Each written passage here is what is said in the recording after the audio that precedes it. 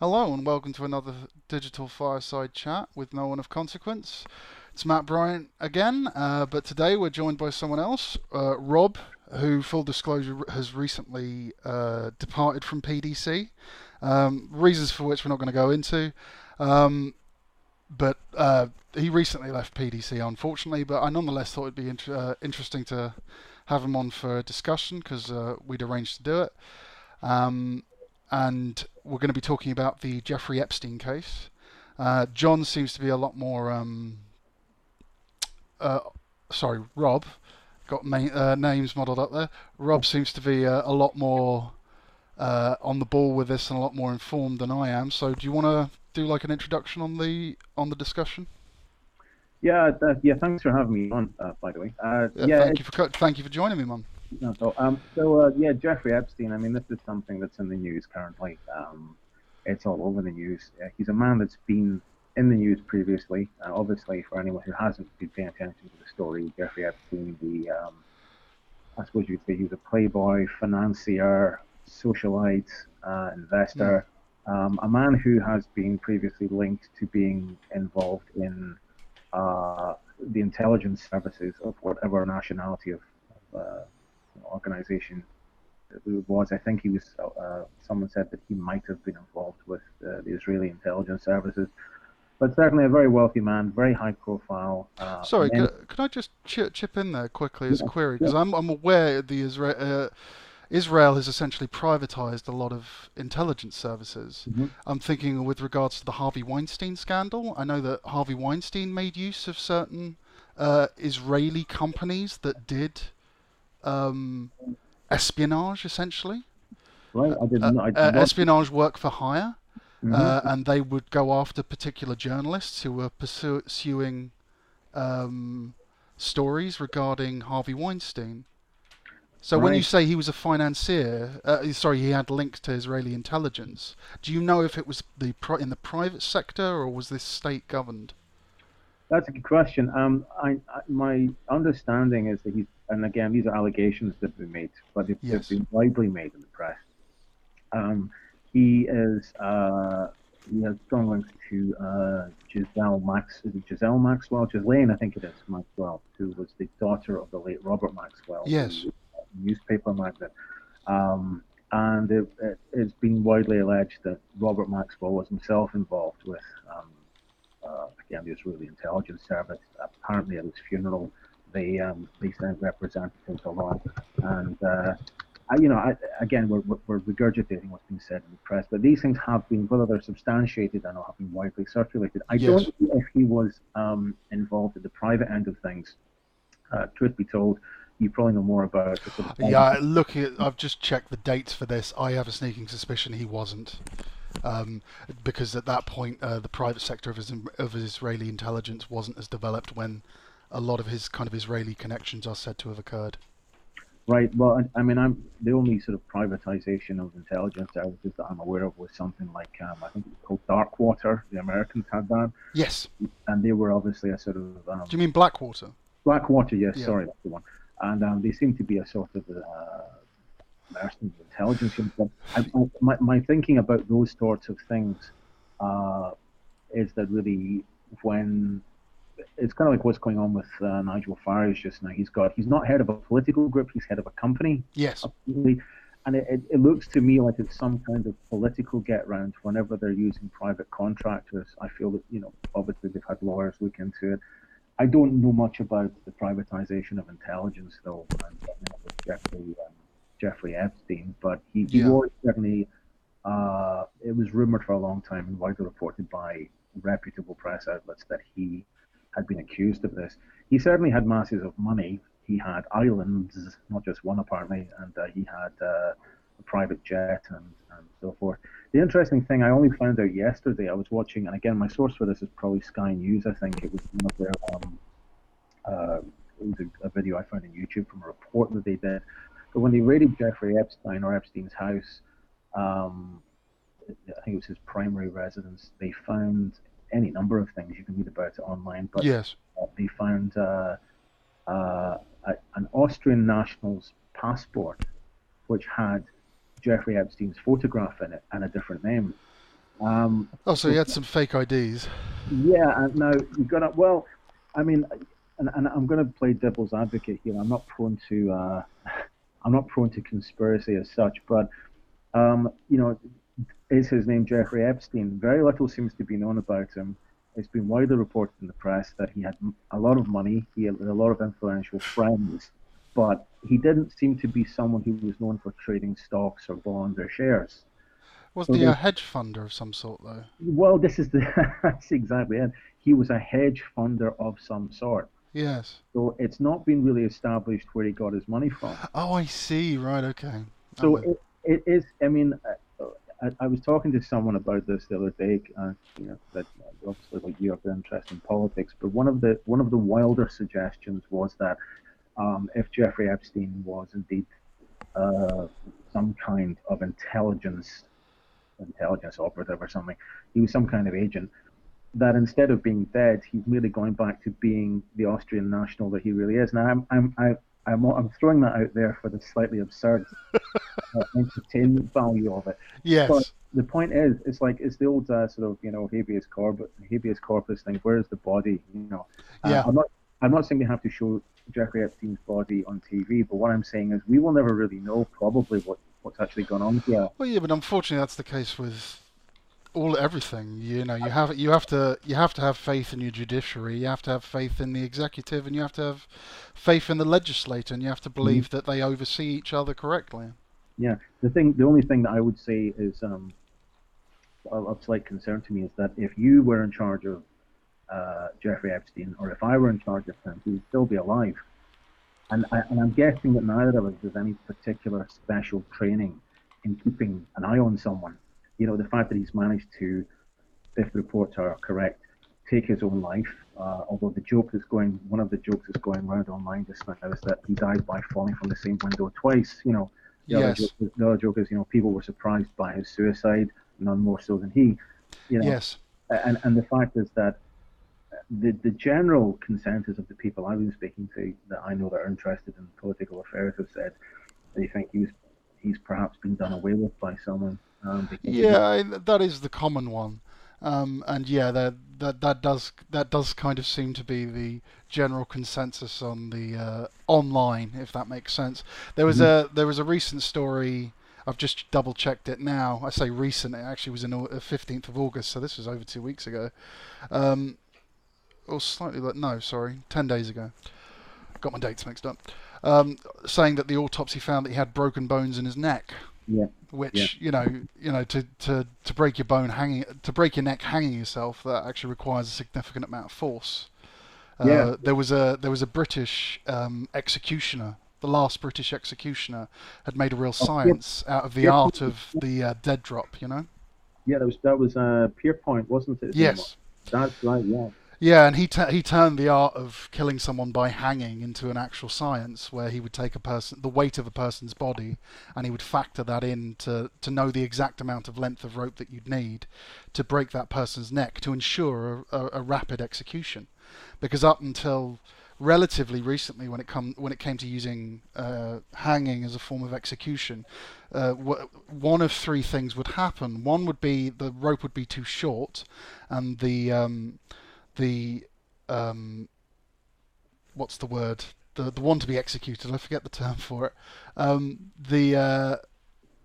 The man to be hanged would twitch around and slowly asphyxiate, and that was a very arduous and horrific process. hmm Or if it was too long, the head would come off.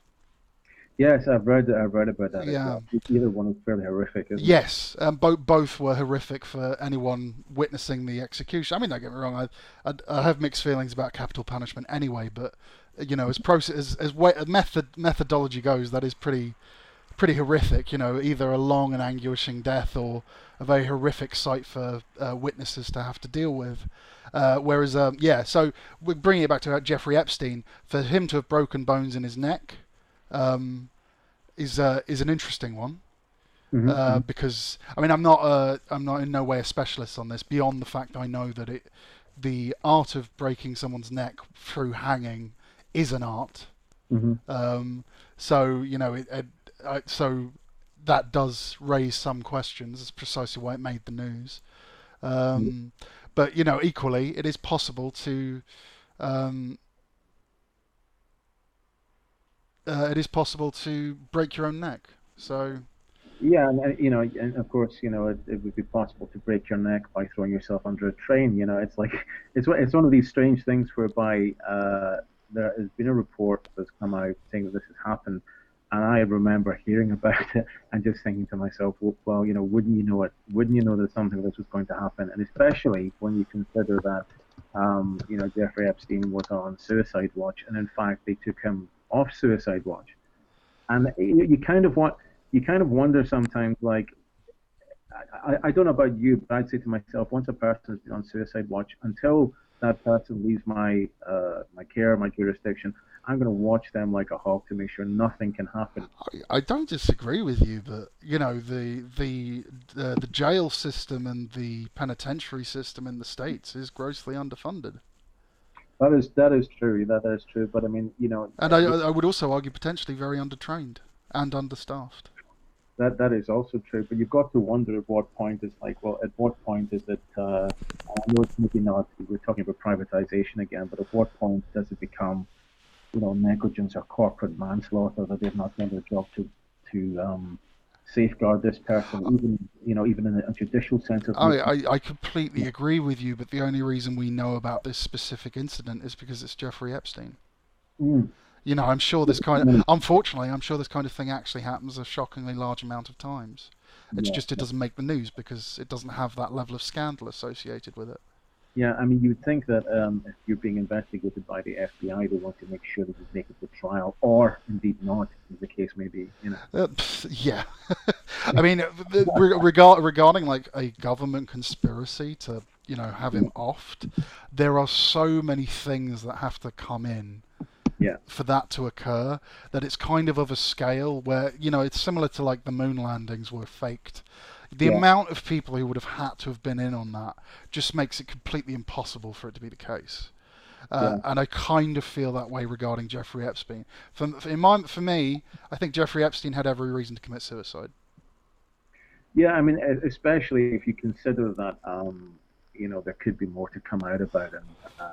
Certainly, Ghislaine Maxwell. I'm looking at this on Yeah, the and from what I think this is a truism in both the UK and the US. The prison system is not that tolerant of pedophiles. No, indeed, indeed it isn't. Somewhat of an understatement, I think. Yeah. So yeah, if I was in Jeffrey Epstein's shoes, I damn sure wouldn't want to be wanting to go to prison. No, no, but again, I also look at the fact that so many of these people who get convicted of serious crimes.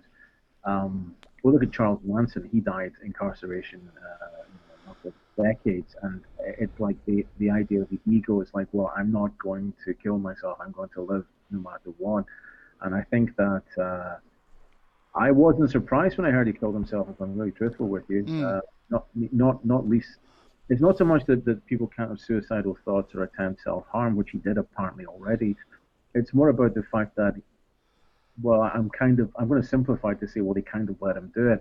And I see what you're saying about, yes, the underfunding, the undertraining of the staff, the stresses and strains of the various penal. Oh, so you think he could have been held in some sort of FBI facility and they could have had 24-hour watch on him? Yeah, Yeah, listen, yeah. No, I don't disagree with you there. it's also when you look at, I mean, I'm going, it's relevant. I'm going to go off on a slight tangent. Years ago, and this is before, this would have been in the early 90s, before most people had internet access. A friend of mine who's an academic, had a personal interest, or rather a personal obsession with the Kennedy murder Yes. of Kennedy, and he literally had he'd an office in one of his attic rooms of his house that was literally floor to ceiling with every book that was available in print, and some that were out of print about this. Now, I would say, you know, things being what they are, if you can successfully conspire to murder the most powerful man in the world, God forbid that anything like this happens again, you know, what, you know, really the sky's the limit in terms of criminality. Because I mean, yes and no. Generally. So regarding Kennedy, here's what I understand. A lot of shady shit was done surrounding Kennedy's autopsy and the work done yeah, in yeah. the. He lost his brain. He lost his brain. It's like, Well, the thing there was a 9mm round in his skull from his security attaché in the front seat of the open top vehicle. wow. When he put where there's actually, you can see this in the video footage. There is video footage where they've improved the quality of it. You see the security agent's firearm discharge. Yeah, yeah. So there was a 9mm slug in Kennedy, And this is originating from what are they called? The security personnel of the. There's a term for them. Like their entire they have like a whole branch of the military secret service. There's a secret service. There was a 9mm slug in Kennedy's body from a secret service agent. And you're saying this is visible in the Zapruder 8mm film that was Oh yeah, used. there's video footage where you can see the discharge of his Right, firearm. right. So basically, someone And said the and car and, he shot him in the head, basically. it's possible the round entered his head. That I can't say for certain. All I can say is that a round went off, and based on where the gun was when it went off, it's definitely in Kennedy. Wow. So the autopsy, had it been fully released, would have said, yeah, there's a 9mm round from a Secret Service agent in him. Goodness me. And what would have that said? Oh, the government killed him. Well, I mean, it's And what would that have said of the Secret yeah, Service? yeah. I mean, it's one of those things. I mean, I'm not, I didn't mean to derail things and going into that, but that's interesting. I'll have to go and look Okay, at yeah. So my personal take on it is that all of the shadowy shit that occurred surrounding Kennedy occurred because the Secret Service messed up slightly. I think you messed up as much as you can mess up. Look, no, let's just be clear here. The rounds that hit Kennedy from what was it, a Springfield rifle, that was hitting at a muzzle velocity of like a 44 Magnum to his head. There was nothing left of Kennedy's head. Yeah. And you could actually see the blood splatter shots from the video footage. His skull was gone. Yeah, Jackie Kennedy Onassis went and retrieved part of the back of his head from the back of the Lincoln Continental they were in. I mean, there's no doubt he was, he wasn't going to survive it. But when you look at the autopsy photos, the front of his face, I mean, you could still tell it was JFK, but the back of his head was completely gone. Yeah. And it's one of these things again. This comes back to you saying, well, So there was a cover-up, but not of the assassination of Kennedy, if that makes sense. Yeah, well, the security services, oopsie, we messed up. Well, yeah, that's about as much of a mess up as you can make. And getting back to this guy, okay, he's not the U.S. president, but to my mind, it's like, well, this person's in your care. They're on suicide watch. They've tried to self-harm. Let's take them off suicide watch and leave them to their own devices. So you have to wonder. I mean, I think, quite honestly, the death of this person, assuming that he's dead, as the reports suggest, regardless by which method, this was avoidable quite clearly. Oh yeah, absolutely. But that's true of a lot of deaths. Is it called Black Swan? A Black Swan event? It's the event which you can't anticipate and you only know is a problem until it happens. Oh, I didn't hear of that. No. Yeah, so a black swan. Well, it doesn't quite apply here because, let's face it, there were plenty of things that could have been done to try and avoid this from happening. But a black swan event is an event that occurs which completely changes our understanding of a particular area. A good example would be 9/11. Yeah. So 9/11 was a black swan event for the world, for the West, where it realised that a lot of its security protocols were inadequate. Its in-flight security was inadequate. Its security getting on the plane was inadequate, and departments weren't communicating with each other properly to kind of address the event. Another one would be the I forget the name of the city, but it was a famous incident where there was a storm, a tornado. Was it a hurricane? Hurricane had come in, and it took 9 days for the government to get fresh water to the emergency camps that had been set up, and this was on American soil. And the reason it took 9 days is because they couldn't work out who was supposed to be paying for it. That Hurricane Katrina. Yeah, it was the Katrina. Yeah, it was the Katrina incident. And there's another example of a black swan event where something occurs and it highlights the inadequacy of protocols that you have to deal with the situation. It's very interesting you brought that up because in George W. Bush's administration, I'm trying to remember. I don't think it was Katrina. I think it was the what's it called? The New Orleans thing. Yes. I'm trying to think, and it turns out basically their handling of the New Orleans disaster was, well, a disaster in itself.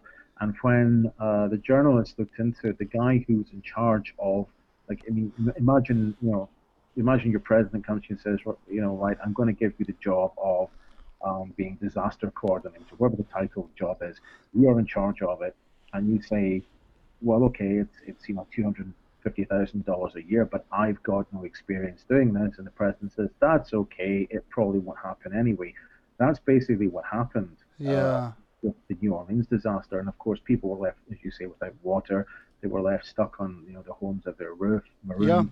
Yeah. And it's like it's the old there's nothing so dangerous as incompetence, really. And it's just like the it wasn't that there wasn't safeguards, Yeah. but the people who were running them basically hadn't read the instructions, more or less. Yeah.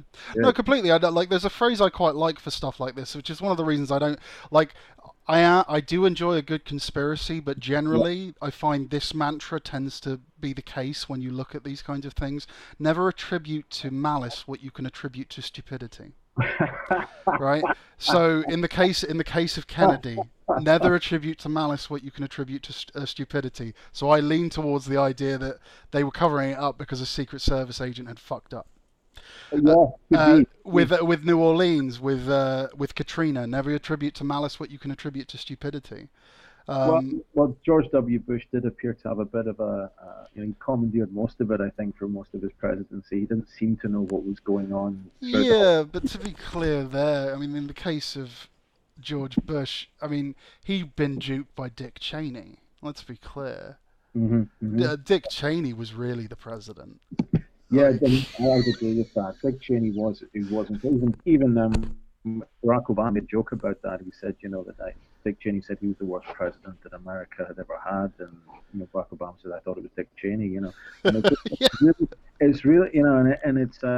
I would say, watching George W. Bush, I'm thinking this is a man that's not capable of running a country, really. So whoever was running it was probably Cheney, or who was the other one?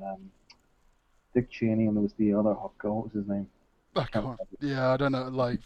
Cast of thousands, but there's always these people who are in the background, sort of thing. And I would say even more recently, and if you want to look at Theresa May, so the First Minister of Scotland, Nicola Sturgeon, was on TV recently talking about how scripted Mrs. May was, even when she met her as First Minister of Scotland and Prime Minister of Great Britain. And was this in private as well? Is she referring to? Yeah. Even when you met officially in private after the cameras had gone, she remained scripted. And I think that's something I also witnessed with David Cameron when he was Prime Minister of Britain too. Very, very, very, very scripted. And I'm inclined to think, and this is just my own view, that really, which one of those people was ever really running the United Kingdom? I think they were certainly out in front. They were given the job of being at the lectern and reading off the auto prompt. But I think that I don't know. I wasn't really convinced that either of them was really running the UK, but I'm sure that that's not the first time that these sort of things have happened. Well, it's a bit of a misnomer to say that this is the person who's going to be running the country. They're there as like overseer. They're there to make certain judgment calls. They're there to respond to crises. They're there to be the face of the country. They're there to put a cabinet together that's going to be making decisions. They're the face, if that makes sense. And this isn't me saying that, Prime Minister or indeed the president is not actually that powerful. It is, but it is me saying like that power and that oversight has limits. I personally am of the belief that once a population gets over a certain size, the idea of governing it, relying on human capacity, Yeah. becomes ridiculous.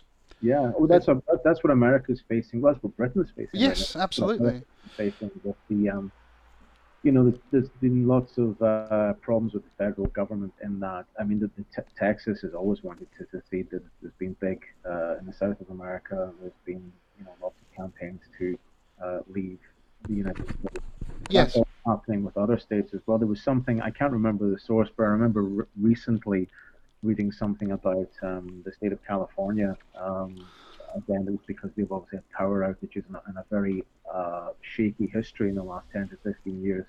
And they've been talking about, people saying, well, why don't we just leave the US? Secede the union, yeah. Yeah, yeah. Well, and again, look at what we've got happening in Britain. So, Well, yeah. I mean, in the case of California, the state has always had a kind of antagonistic relationship with the federal government. It's the federal government doesn't acknowledge that California legalized cannabis, for yeah, example, yeah, which then means that like federal drug enforcement agencies will do raids in California when the state, but when it goes to court in the state yeah, of California, they can't charge. You get other weird, absurd, bureaucratic nonsense like that, where the architecture of governance just doesn't fit. yeah, Yeah. yeah. Yeah. And it's the same, there's similar situations when you look at Scottish law vis-a-vis the laws in England. Uh, Yes. they don't match up. And what we have is on a sort of, it's not a serious charge, but let's say with regards like debt management, for example. So if people get these, I think in England they call them CCJs, county court judgments, but Yes. Yeah. CCJ is good. they don't really exist in Scotland. So Mm. what we get is, depending on, so the debtor has a debt with a company or organization. The organization or company services the entire UK, but is based in, say, the south of England. So the person who has run up the debt uh, basically gets taken to court by the company's representatives in the south of England. One of these CCJs is put against someone, but it's not really recognised in Scotland. Yes. So, and the person's in Scotland. So you think to yourself, well, what's the point of doing that? What's the point of doing that? So I don't know. It's very difficult to determine, as you say, when a country gets so big, and the whole of the United Kingdom, I believe, would fit into the state of Florida. Yes.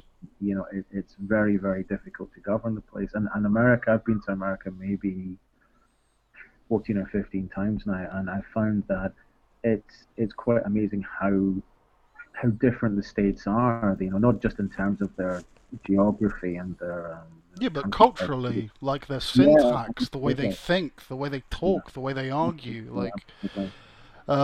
yeah, no, I could completely believe that. The same is true of England. If you go to Wales, if you go to Scotland, if you go to Ireland, if you go to Cornwall, the transit. If you're in central London versus the southeast of Kent, like people are different. Yeah, absolutely. I think that Kent. I've been to Kent a few times. I've been to London a few times, and I must admit, I got kind of lost in London. Yeah, same. It's a it's an enormous city, but it's one of those things that even in a very short geographic distance, people's attitudes seem to differ. You know, very. I mean, the thing that always occurs to me. So you can hear I'm a Scottish person. Yes. I have friends from Yorkshire, Birmingham, some are further south in Suffolk, but my friends from Yorkshire, Yeah. they always go on about how they're Northerners, and I say you're a Southerner, and they get really upset. Now I'm teasing them. I say, well, you're South to me because I'm not. Yeah, Yeah, yeah, because accusing a northerner of being a southerner is a big exactly. no-no. That's what you see intended. And I said, but the thing is, you see, it's like it's. Although I'm a British person, I'm Scottish. He goes, "Oh, you're Scottish, but in fairness, I said, well, thanks very much for that. That's kind of you." But it's all these sorts of things where people have their not tribal identities, but there is the north-south divide in England, even though it's the same country. Scotland has some of an east coast west coast divide. It's not particularly bad, but it crops up every now and then. But as you say, it's when you get to a place that's and the whole of the UK would fit in one US state. So Yes. perhaps it's not surprising that America has these issues where, you know, Yeah, and also like its geography is just so diverse. The same is true. The same is true of South England versus North. Sorry, South UK versus North UK, and then yeah, Ireland. You know, absolutely. or the geography of Wales and the clement weather that's there because of how that piece of geography fits and because it's on the Atlantic Ocean. You know, Yeah, the you know the way things are built is like there is a tangible difference because like in Wales everything is it's all slate roofs and granite building blocks. In Scotland like all the stuff, all the buildings that are still there, it's all the sandstone and granite that was in the mountain regions there. Sorry, the result of the mountainous regions in that area, which is going to change. Like does that have a part to play? Like, I mean, am I right in thinking there was a fair few? No, up north there were loads of coal mines, but am I right in thinking that in Scotland there were a fair few iron and tin mines? yeah. I mean, Scotland, going back into its industrial history. I mean, it was Queen Victoria that said, especially of Glasgow. Glasgow is the second city of the British Empire, Yeah, and yeah. So the reason I bring it up, just to be clear, is because is it any wonder then that most of the United Kingdom or the British Empire's greatest engineers were Scottish? yeah, and I Why think is it? That doesn't surprise me at all. well, I can already hear one of my ex-girlfriends. She went to Brunel University. She'd say it was Brunel actually because he's obviously an Englishman, isn't he? But Yeah, but you do find that like in well, Glasgow is the largest city in Scotland, and you find that every part of Glasgow there were textiles, there was coal, there they made glass, yeah. timber. One part though, the northern part of Glasgow actually made everything. It basically encompassed everything the city did in one part of the city, including coal mines. So yeah, I mean, it's amazing what comes out of different places. But even the minute you get a larger place, I mean, even like one of my friends is from the Scottish borders, and there's lots of lovely, beautiful little towns down there. But he says that, particularly for playing rugby, for example, there's Galashiels and Hawick, and these two towns, like they're sworn enemies, for Yeah, reasons no one can remember. yeah, yeah. When they play each other at rugby, I mean, all hell breaks loose, and it's just a sort of it is a strange thing that within a greater, wider community, we do have our own little tribes, and certainly, whenever I get my pal's almost. I class him as a professional northerner. He gets really upset. You don't say that to their face, I take it. No, no, he told me lots of interesting things I probably can repeat on your podcast as well. It's one of those things that he's got this kind of northern cut of his jib, and he when he's got a few ales down, and we'll talk about the south of England, and to be fair, my understanding of British political history is that the south of England has kind of neglected the north quite badly, Absolutely, even in terms, absolutely, like it has. yeah, and even in terms of the north. They said they were going to create a northern powerhouse, which may or may not be happening now. That was David Cameron talking about that, I think. Yeah, So but then my issue with that statement when he said that is you're going to turn them into okay. You're going to make it a northern powerhouse. What kind of powerhouse? yeah, Have you asked them what they want? exactly. Yeah, yeah, yeah. And because as far as I can tell, it just seems to be like we're going to make it easier for you to come to London. That's it. And I'm Yeah, like, I don't think they want to come to London, Cameron. have you London is have the you older thought about nation asking them this? yeah.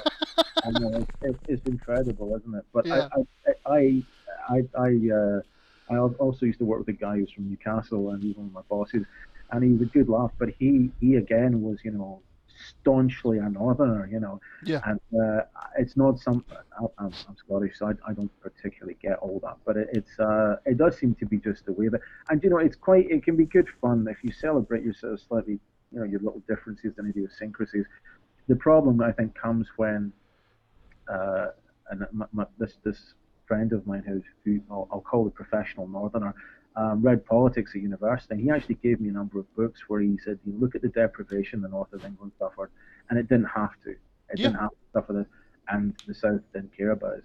Yeah, no, So, it's completely. I mean, look, this goes back a long way. This goes back to Magna Carta, for Christ's sake, or yeah, like I can't remember who it was now. This was back when the South were um, I think it was Celtish. The first set of written laws we had as law of the land, right?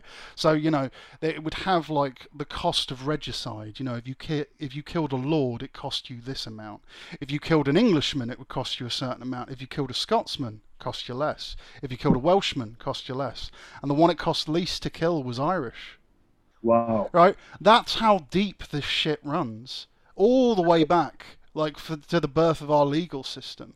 And you could argue, in many ways, the way the government carries itself, that still exists. That prejudice, that of we don't need to invest that much in the north because the real powerhouse is in the south. Now, I'm not saying that in their mind they're viewing those lives or those people as less than, but the decisions and the consequences of those decisions are the same. Yeah, again, I mean, I didn't. I'll have to go and look that up. I didn't know. But I mean, the thing I remember seeing the actor, Richard Harris, who's actually obviously an Irishman himself, and he said that at the time when he came to London to get lodgings as a jobbing actor before he was famous, he said outside the boarding houses he found it said, was it no blacks, no dogs, no Irish, Yeah.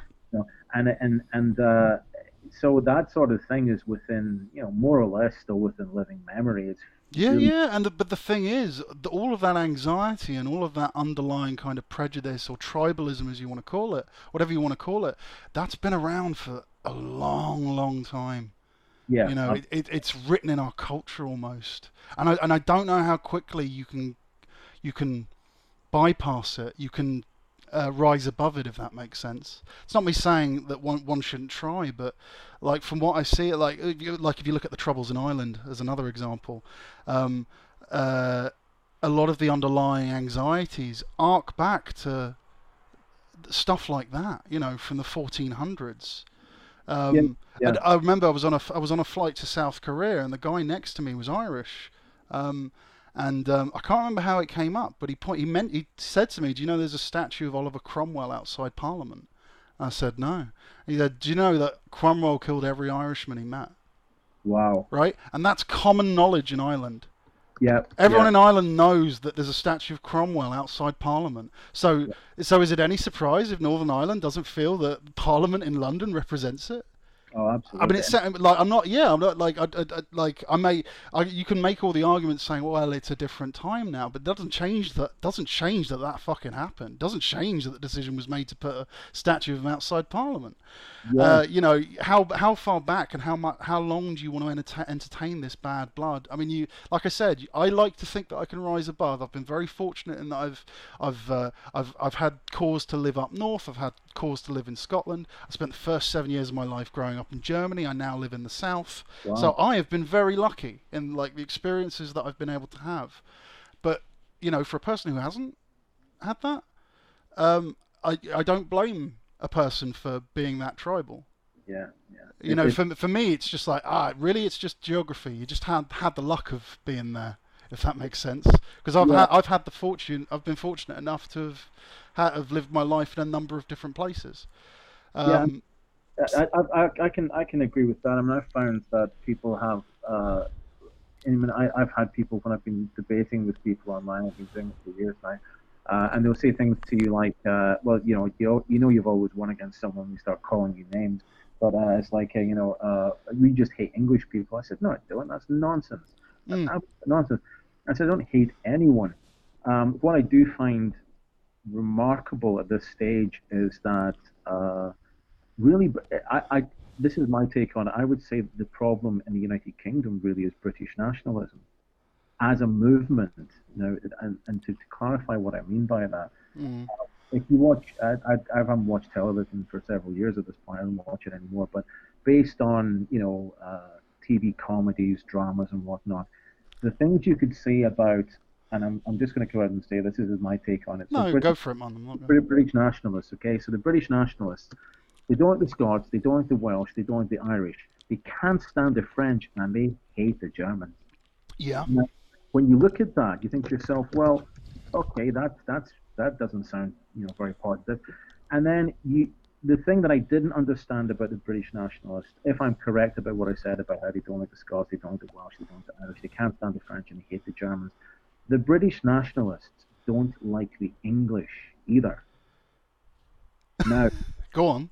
when you look at this, you have to ask yourself, who are the British nationalists? And I'll give you, this is purely my own opinion. Yeah, go on. Um, I feel that British nationalism is an elite social nationalism where money and power is everything at all costs. And that's why no matter... So what, do you think this is some kind of like English landed gentry lording it over the plebs and convincing them of some bullshit? Is that in a nutshell? That's you're pretty close to it. It's a little more complex than that, but it's not. Well, it's not landed gentry anymore. It's the merchant class, isn't it? Yeah, I mean, you're talking about the Shylocks. You're talking about people who. Yeah. It's long been known in the United Kingdom that if you went to Eton, that was a fast track for cabinet. Not getting elected, not merit. Yeah. And Yeah. If you've noticed recently, people there's Esther McVeigh, who I think last time I checked was back on the front bench, and she got voted out, and I think it was the Wirral, just next to Liverpool, and she is back on the front benches again. And other people who get thrown out, voted out, turn up somewhere else. Yes. And it's like the same people get on the same TV programs, projecting and broadcasting the same narrative, the same party line, the same story that people are being told. And people who aren't paying attention won't necessarily be aware of the fact that they're being spun a tale. Yeah. Which is what it is about, how things really are, when in fact the story they're being told does not reflect reality. And really, I do think that British nationalism is the problem.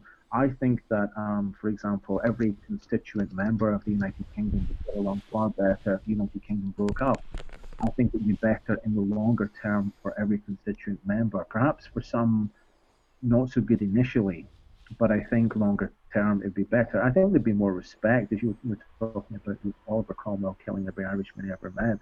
I think there would be greater respect amongst the different nations, and we could be neighbours. No, I completely agree with you there. Personally, I'm completely for Wales, Scotland, and Northern Ireland seceding the Union.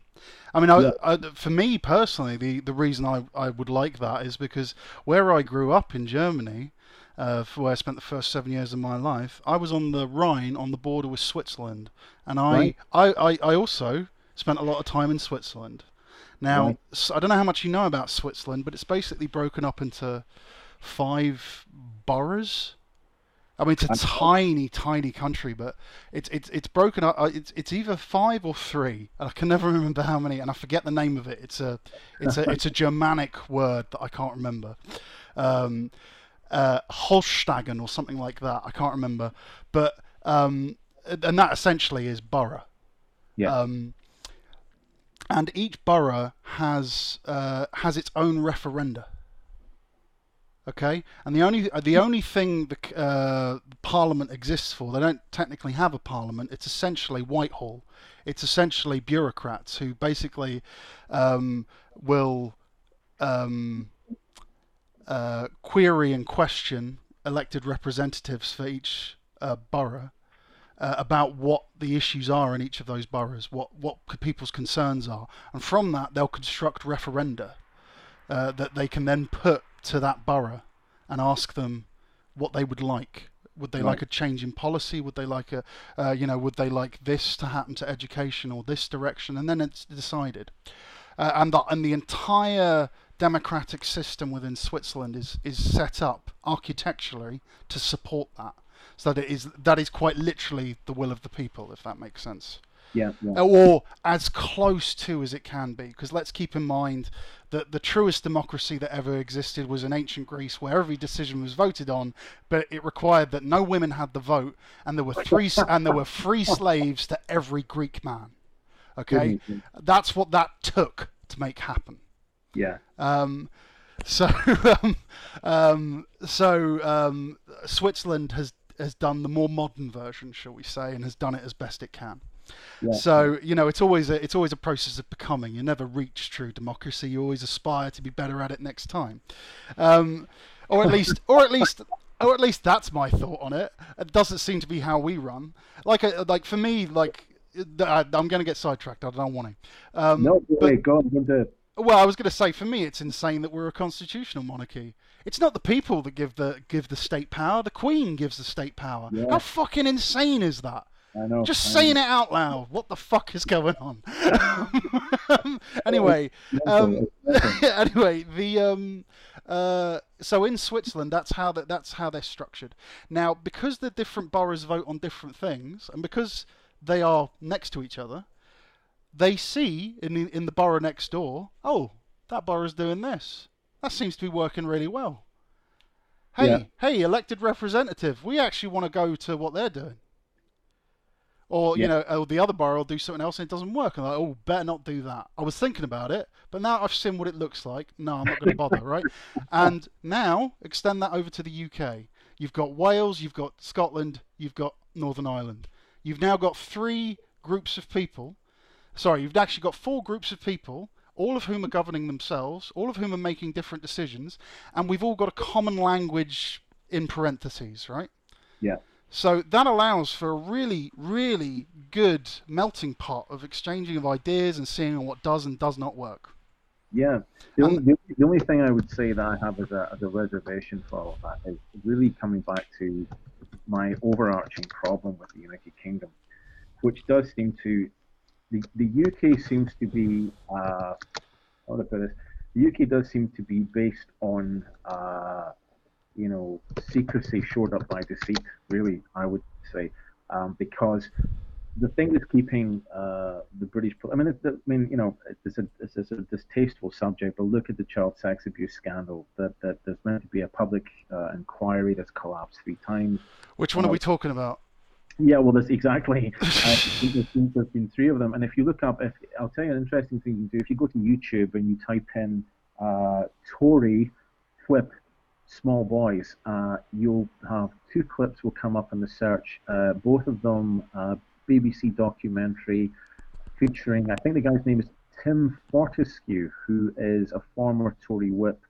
And Oh yeah, no, I remember this. Yeah. yeah, the things he says about, if someone approaches the whip and says, I'm in a jam, I think that's the term he uses, and I think he said something like, it might be debt, it might be small boys. And he Yes. said, they'll basically make phone calls to get the charges dropped, and then they'll blackmail that MP for the rest of his career. Yeah, I mean that goes way back. I'm talking like Yeah. Second World War era when the Ministry of Defence was first properly kind of set. I don't think it was the Ministry of Defence back then. Was it Special Branch or something else? I can't remember now. They that's to do with the old espionage era, where a politician who was a closet homosexual, because it was Yeah. illegal in the UK to be gay, they would blackmail that politician. Yeah, and so the whole thing with this is still going on. Oh It's not- yeah, I don't doubt that that's still going and on. it's like even now when you see someone like, when I saw Jacob Rees-Mogg for the first time, I thought, my God, they've invented a time machine. They've brought up a man from 1930 into the 21st century, Yeah, and it just looked like an incredible throwback. And these people who are, I'm pointing out the fact that there's been 2 hung parliaments in a row, both Conservative governments, and yes, this is on the back of the fact that Scotland hasn't voted the Conservatives into power since 1955. nor fucking should they. Yeah, no, No, sorry, not yeah, to tell you yeah. your business, but No, nor no, fucking no. should you. Listen, I agree 100%. Because if you were alive when you could have voted in the 1955 election, you'd Yeah. be in your mid-80s by now. Yeah, And this is and people in Scotland that I talk to say, like we can't believe that people in the south of England keep voting Conservative. Yeah. No one can figure this out. And no, this is going to sound like an odd comparison, but the Scottish attitude when it comes to politics and discussion and debate, when you're in fellowship with one another, right? When you're amongst friends, or if you're down the Yeah. pub or whatever, it is very German-esque. Is it really? Right? Because they will talk politics. That they don't have any problem talking about anything. Yeah. And it's not this, oh, I can't talk about that. Oh, I can't talk about how much I earn. I can't talk about how much my employer pays me. Yeah. Or and all of this like secretiveness is to basically keep you trapped. Yeah. Employers don't want you telling each other what your salaries are. Exactly. Don't be ridiculous. But you should not feel anger towards the person that's being paid more than you. You should be annoyed at your fucking employer. Exactly. Right? And that's that thought process is a German thought process, and and I would argue also a Scottish one. Well, I would say it's not an English Germany. one. God bless Germany. It's not an English. Well, I say when I say it's a German thought process, what I mean is you and the Germans have concluded that that's the better way of looking at it. Well, independently, that's the better way of thinking. The thing that concerns me is, I said to you, I haven't watched TV really for about 5 years now, and every now and then like I'm at my brother's house and the TV's on, and there's a lot of stuff about the Second World War still, even now, and I'm not for 1 second decrying a world war because that's an enormous catastrophic event. Oh Christ, yeah. But they seem to be slightly obsessed with it. And the thing that gets me is it's like, well, we hear people say, oh, well, we won the war and all that kind of stuff, and that's fine. But you look at, for example, Germany. My question there is 80 years on. My question is, did we? Yeah. Did we win? If you look at things like this, is getting back into the British politics end of things. But if you look at what happened. They replaced. I mean, this is what's the guy's name? Bernard Ingham, who was on Margaret Thatcher's government. Not a man I like particularly, but he said that the Scottish oil revenue, which came in, en masse, like there was basically a deluge of money arrived in the Treasury in 1975-76, and it saved the United Kingdom from bankruptcy. He said that the money was used to restructure the British economy. Now, what Bernard Ingham meant by that was they replaced manufacturing in Britain with oil money. So then you had the miners' unions were broken by Margaret Thatcher. Yep. They shut down the pits. British Leyland. Now, when you consider that Solihull in the English Midlands made some of the finest cars in the world. Yes. And in the 1960s and 70s, and by the end of the 70s into the 80s, British Leyland had collapsed, and there was no car industry in Britain. And yet, if you look across the Europe to Germany, you can see that the Germans, because they have manufacturing, and incidentally, they have some of the highest instances of trade unionism anywhere in Europe. Yeah, no, this is all true. Yeah.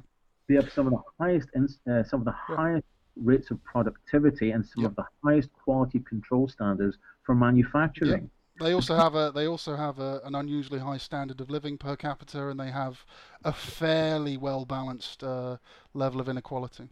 Yeah, and you have to say to yourself, so trade unionism then is not the evil it was made out to be in Britain. And no, it's not. Yeah, and you have to look at what's happening, and you rightfully said, you look on 80 years and you say, well, who did win the war? Yeah, Germany... I mean, the people who won the Second World War were the landed class. Yeah. That's who won. Yeah. The rest of us were just along for the ride. And isn't that always the case? Yeah. But that wasn't the case in Germany. Yeah, well, exactly. It's a different mindset, and I've got friends from southern Germany. And I'd argue that isn't the case in Scotland. Scotland fought hard for the right to self-governance to the point that it is at now, and it's still going. It's the problem is. Sorry. No. So the problem is, in 1979, Scotland voted for devolution, and Westminster said you're not getting it. Now, that doesn't smack of a partnership. It's because it's not. It's really not a partnership, and it's like It's simple. It's because Parliament does not view Scotland as an equal. Well, the thing that I found this is even recently on the politics debate and crack page, so to everyone that's on there, I was arguing with someone on there, and a chap from England I was speaking to said, well, England doesn't have a parliament, and I was like, of course England has a parliament. It's called Westminster. Because Scotland can't vote in a British government, Wales can't vote in a British government, and neither can Northern Ireland. Only England can do that. So of course it's the English. It doesn't have a sign outside saying this is the English Parliament. But Westminster has always been England's Parliament, and and it's like I'm hit. You're mentally hitting your head off the desk. Yeah. Talk to people saying, well, why, for goodness sake, England. Just look at it structurally. Look at Yeah, the structure of it, right? yeah. And it's Who a is Lon- it in favour of most? I know it's in So whose London. parliament is it? Yeah, exactly. And I made a radical suggestion to someone on a different page. I said in the back of two hung parliaments in a row, a collapsing British government, and even Her Majesty the Queen says, well, you seem to have lost the ability to govern. Basically, this was in the press. Yeah. And I said, wouldn't it be better? And I knew the response was coming, but I said, wouldn't it be better to consider running the United Kingdom from the strongest and most stable parliament in the UK, which is in Edinburgh, because Northern Ireland has had no sitting government for 2 years, and I'm not sure what's happening in Cardiff. Well, the guy blew a gasket. And I'm thinking, well, we're meant to be equal partners, and Edinburgh. You know what? It's a good idea. It actually is a good idea. Well, Like, legitimately, yeah, you're right. Yeah, because then you wouldn't have Boris running things. Yeah. You just wouldn't, and it's like, and people. Like even I remember if you go back to 2014, you're talking about the in-out referendum for Scotland leaving the UK, and the people that I know, I do know a few people who are a little more right wing in their politics and they voted no to stay. Well, the regret they have is palpable. I mean, when you talk to them now, they can't believe that Boris Johnson is running the UK. I could never have foreseen England voting to leave the EU. I just couldn't have seen that. I just thought, why? There's too many. Yeah, I mean, at the time I was shocked. But with hindsight, I can see why. Well, why do you think it was that they decided they were going to vote to leave? Sorry, when you're asking... So you're asking when did the English public decide that they were going to vote leave? Yeah, because they were the ones. They're the ones who've actually meant that. I think the decision occurred when Cameron said that he was going to put it on the docket. Really? Yeah. That was the death knell, because at that point we'd had a hung parliament. We'd had a what's it called, where because they went into partnership with the Lib Dems. Oh, coalition, yeah. Yeah, we had a coalition government where the Lib Dems went back on everything they said they were going to do. The Tories did all the bullshit that they always fucking do. Yeah. Which is basically go, yeah, you're not worth the money. Fuck it. Yeah, we understand debt is an abstract construct, but there's no magic money trees. Just fuck off. Debt is an abstract concept. I've never been without money in my entire life. Neither has my family for the last 10 generations. But we know that you little people get into debt.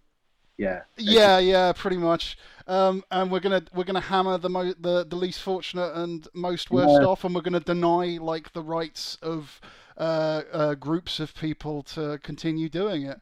But we're gonna frame it in a way as if we're doing you a favour. So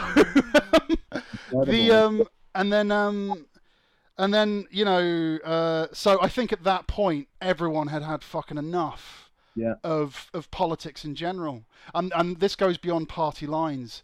And keep in mind at that point you had New Labour, so they were just a fucking carbon copy of the Tories. So what was the fucking point? Which is precisely why the SNP fucking struck gold. They were there at exactly the right time, and they were doing exactly what they needed to do, going out into the communities within Scotland, really listening to people's problems, and legitimately looking like they gave a shit. Whereas Labour, just historically, was just saying, yeah, but we can't let the Tories win. Which, is fine if in that 4 years, if you win, you then start throwing Scotland some serious bones, as in, giving them some serious teeth. But that didn't happen. And that so that was a failing on Labour's part, and like I said, at that point, by that point I should say, Labour was a shadow of its former self. It had become Londonised. Yeah. And do you think that you're talking about people in England making the decision because Cameron put the question on the paper, but it was a way of saying fuck you to the establishment. End of. That's why Trump got to power. That's why the UKIP got Yeah, 4.5 million votes. yeah, It was a way of saying fuck you, because up until that point there had been no clear way of basically like changing anything, because it would either result in the cunts you didn't want getting into power by a coalition, yeah, or the ones you did want getting into power not having enough teeth to pull off what they were trying to pull off, yeah. and everything was just stalled. Do you It think that, still is, let's be clear, but yeah, absolutely. I mean, I remember seeing a piece of footage. There's a female BBC journalist at an airport after the Brexit vote had come in, and she was talking to British holidaymakers who were coming back from out of Greece or Spain and saying, you know, we're about to leave the EU. You might find it more difficult to go on holiday to these places. What do you think about that? And there was one couple in particular, I remember, they sounded to me like they were from the south of England. And they said, well, we were really just doing it as a protest vote against the government. We really didn't think that you'd have to go ahead and do it. And I'm thinking, you put your cross on a ballot paper. What did you think was going to happen?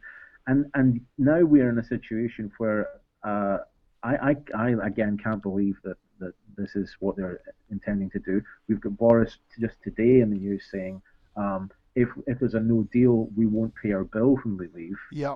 Which sounds like the Tories, you know, because it's like is it 40 billion or something, or 52 billion sterling, Yeah. something like that. And of course, the pound's falling. The pound's worth less. The debt's getting bigger just by virtue of the fact that the pound's falling. Yeah, due to inflation relative to currency. Yeah. Yeah, and it's like okay, at what point do people in England start rioting? I mean, I'm wondering because they're right next door to Westminster. I mean, you know, people in Scotland are considerably further away, and you know, I can't believe that English people made this decision. But do you think is it down to a long campaign of the newspapers and the TV spreading misinformation? Do you think to people in England, making them think that things are one way when they're something else? I mean, that's an interesting question. And truth be told, I don't know. Yeah. I've always been a subscriber of what the fuck is his name? Wrote Sin City and Watchmen and Oh, Alan Moore, is it? Alan Moore, yeah, Yeah. Alan Moore. And what he said was conspiracies against like a population are always very seductive ideas Mm-hmm. because it allows you to assign blame on a specific agent. Right. But in reality, it's far more terrifying. Yeah. What appears to be conspiracy is in actual fact, a rudderless boat. Wow. That's deep. That's deep. Yeah, And I agree with him. yeah, I'm a big fan of Alan Moore myself. He's a very interesting guy. Yeah. And in that regard, I always view that when it comes to politics. I mean, don't get me wrong. Yes, there are backdoor deals. Yes, there's nudge, nudge, wink, wink, gentleman agreement. We're not going to fuck each other over because we don't want communism in our country, like, or like Marxism or some bullshit. You know, we're going to change. We're going to change what words mean. Oh, yeah, listen, George Orwell. I mean, Yeah. he knew what was coming, didn't he? Yeah, not only that. You know, while everyone's distracted over, well, what does racism actually mean? They're missing the real trick. Yeah, yeah. The real trick is being told unionism is communism. Yes. They're missing the part where they're being told that socialism is Marxism. Right. Marxism is communism. Yeah, and all of them are bad. Yeah, and you don't want communism, right? Yeah. You know, they're missing the part where it's where all this fucking debate regarding how many genders are there really, and all of this stuff. It's a distraction, man. It's a distraction. They want you talking and arguing about that amongst yourselves. They don't want you actually looking at at how they're really shafting you. Yeah. But the frightening thing for me is, I spoke to my brother this afternoon, and he works for a large organization, and he's availing himself of an internal training course that's going to mean that he'll be able to earn much more money and have much better career prospects. And he told one of his colleagues that this was available for free and that she could avail herself of it. And she took one look at it and said, "Oh no, I think that's a bit above my head. If it's not Emmerdale or Love Island, I'm not interested." And this is what she actually said. Yes. And like, you know, this is literally like an hour ago before we came on to the podcast. He was telling me, and I was like, "Did she really say that?" He said, "I swear to you, this is what she said." And it's like, people are so asleep. They're so Yeah, no, checked. yeah. Like, if you've ever had a discussion with an Englishman, how long does it take? Like, if you ever question something an Englishman says, how long does it take before they start thinking you're insulting them? Because Well, the very act of you questioning them is seen as a yeah, confrontation. It's just what I think. Fuck yeah, off, yeah. It's like right? but Because as if the action of critical thinking somehow is an insult. there's a thing. Interesting you said that because I put a thing up. I'll try and send you a link for it. But it's a little clip from a comedy show called Fry and Laurie. It was Hugh Fry. Yes, I've watched it all, man. Have I'm you very seen it? familiar with it. Yeah. The one where he's talking about he's at the library and it's like it's the guy says, "Now I'm an Englishman."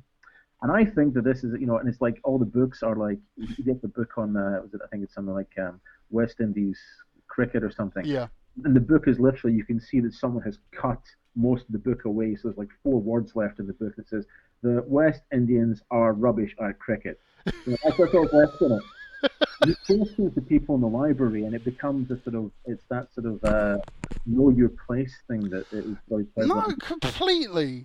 This is why that, like, I don't know if you were ever familiar with a lot of the rhetoric that came out of the BMP back in the day. If you ever saw some of like the secret recorded footage of BMP members, I've like a seen common some. catchphrase was putting the great back into Great Britain. Oh, And when God. I heard Trump's Yeah. slogan of "Make America Great Again," that was the Yeah. first thing I thought of, and I was Yeah. like, "Holy shit!" Yeah. Like, how short are people's memories? It's Like, I mean, private. I'm 31 years old, and I'm fortunate enough to remember a lot of my youth. So I do like of my childhood, of my formative years. Like, I was surprisingly on it for a child. Let's put it that way. And I'm like. And like I said, I'm fortunate enough to have lived in a number of different cultures. Um, and yeah, like people's memories seems to be incredibly short.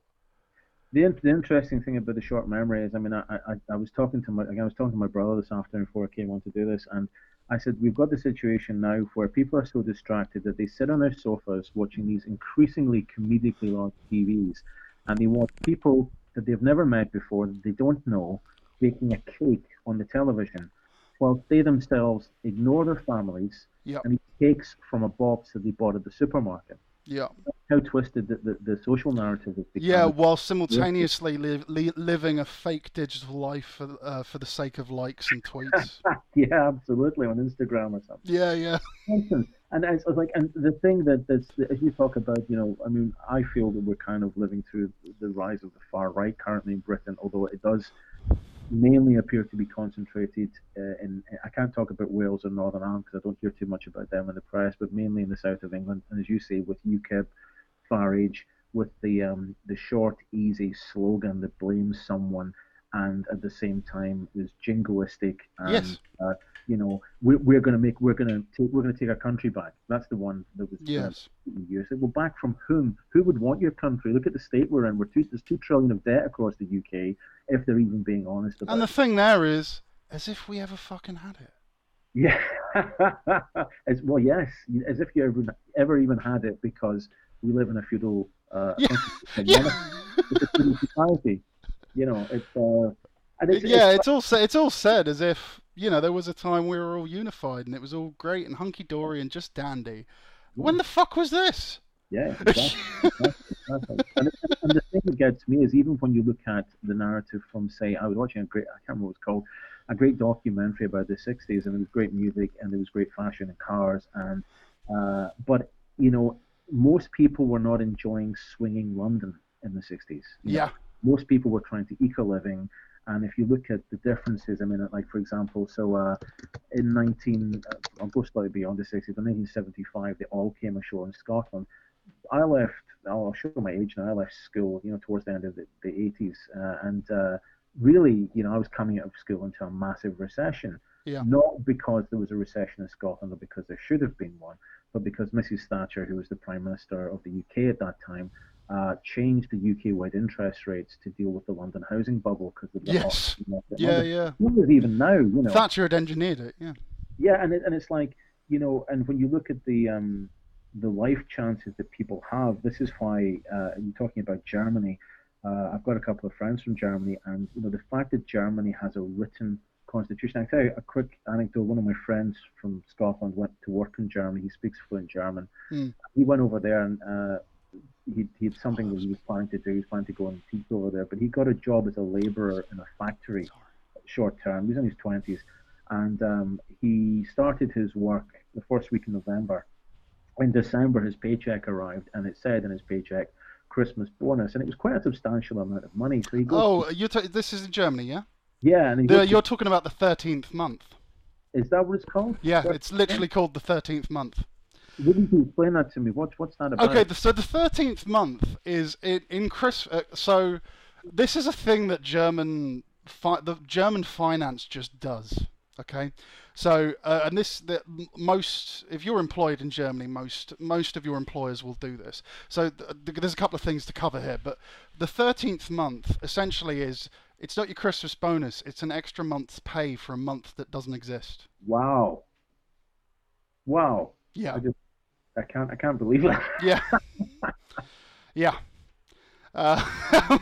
And that's what they do. And accountants operate under that assumption. So when they're structuring finance and cash flow issues and stuff, because they'll spread it out over 12 months, right? Wow. So a twelfth of that is being saved each month, or the first month of the first year you'll be saving more. You'll be putting more away for your employee later. And then because you've been accruing interest on it, you stagger it.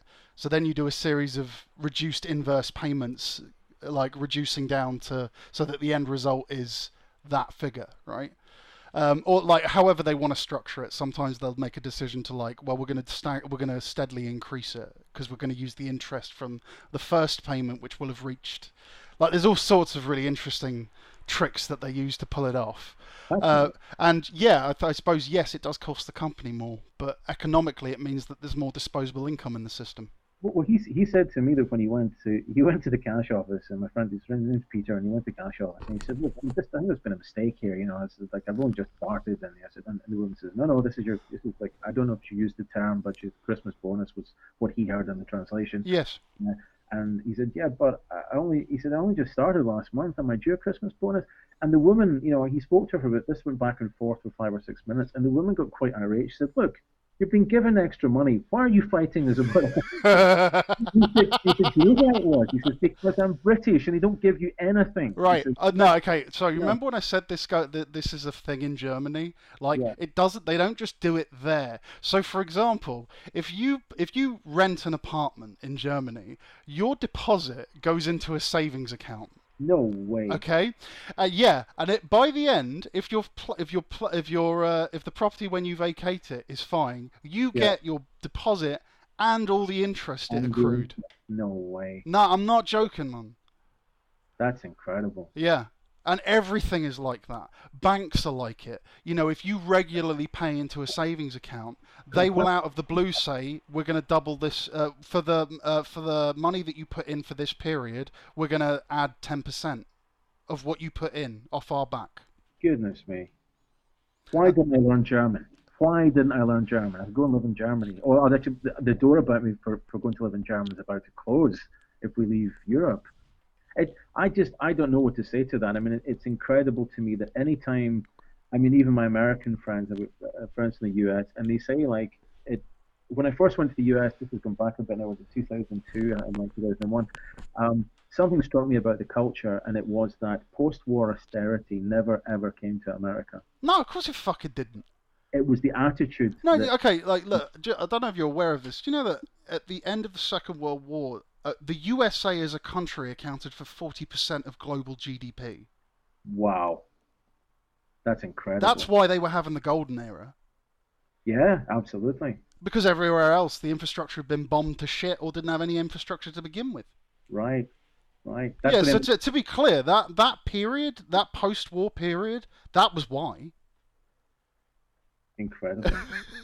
And that's why the American car industry flourished, because there was no competitor. Yeah. They'd been bombed out of existence. Well, yeah, and they also had, they were lucky in that they had Henry Ford, who like came to the conclusion that rather than a vehicle being a luxury item, it should become an item that every working man has.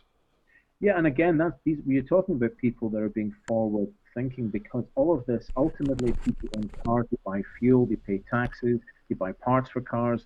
It all goes back into the economy because the government ultimately takes its tax cut off of everything. I mean, Yes. the amount of money, I couldn't believe it. I nearly fell over. I was we were in South Florida. This is back in 2001 with my girlfriend at the time, and we'd hired a Chevy and we were gassing it up. Yeah. I'm looking at the point. She'd been to America quite a few times at that point, and she was laughing and she said, "You're trying to do the maths, aren't you?" And I said, "I've just added up how much we've paid to fill up a large car, and I can't believe it's so cheap. It's ridiculous." Yeah. And of course, we're paying, what is it? Is it 60% fuel tax we pay in Britain? It's an enormous amount of tax. There's VAT, plus there's the fuel tax the government takes, which is why our petrol is so expensive. Yeah. And it's like, well, I just think there's a better way to run a country, because how could it be worse than what we've got now? It couldn't be much worse. Let's be honest. Yeah, but that's precisely why we vote impopularist candidates. That's precisely why Trump won. You had a liar on one side, a known liar in the form of Hillary Clinton, and you had a bullshit artist on the other side. Which Yeah. one gives you more options? Yeah. You know what Hillary's going to do. Yeah. Trump is the wild card. So if you want things to change, better or worse, vote in Trump.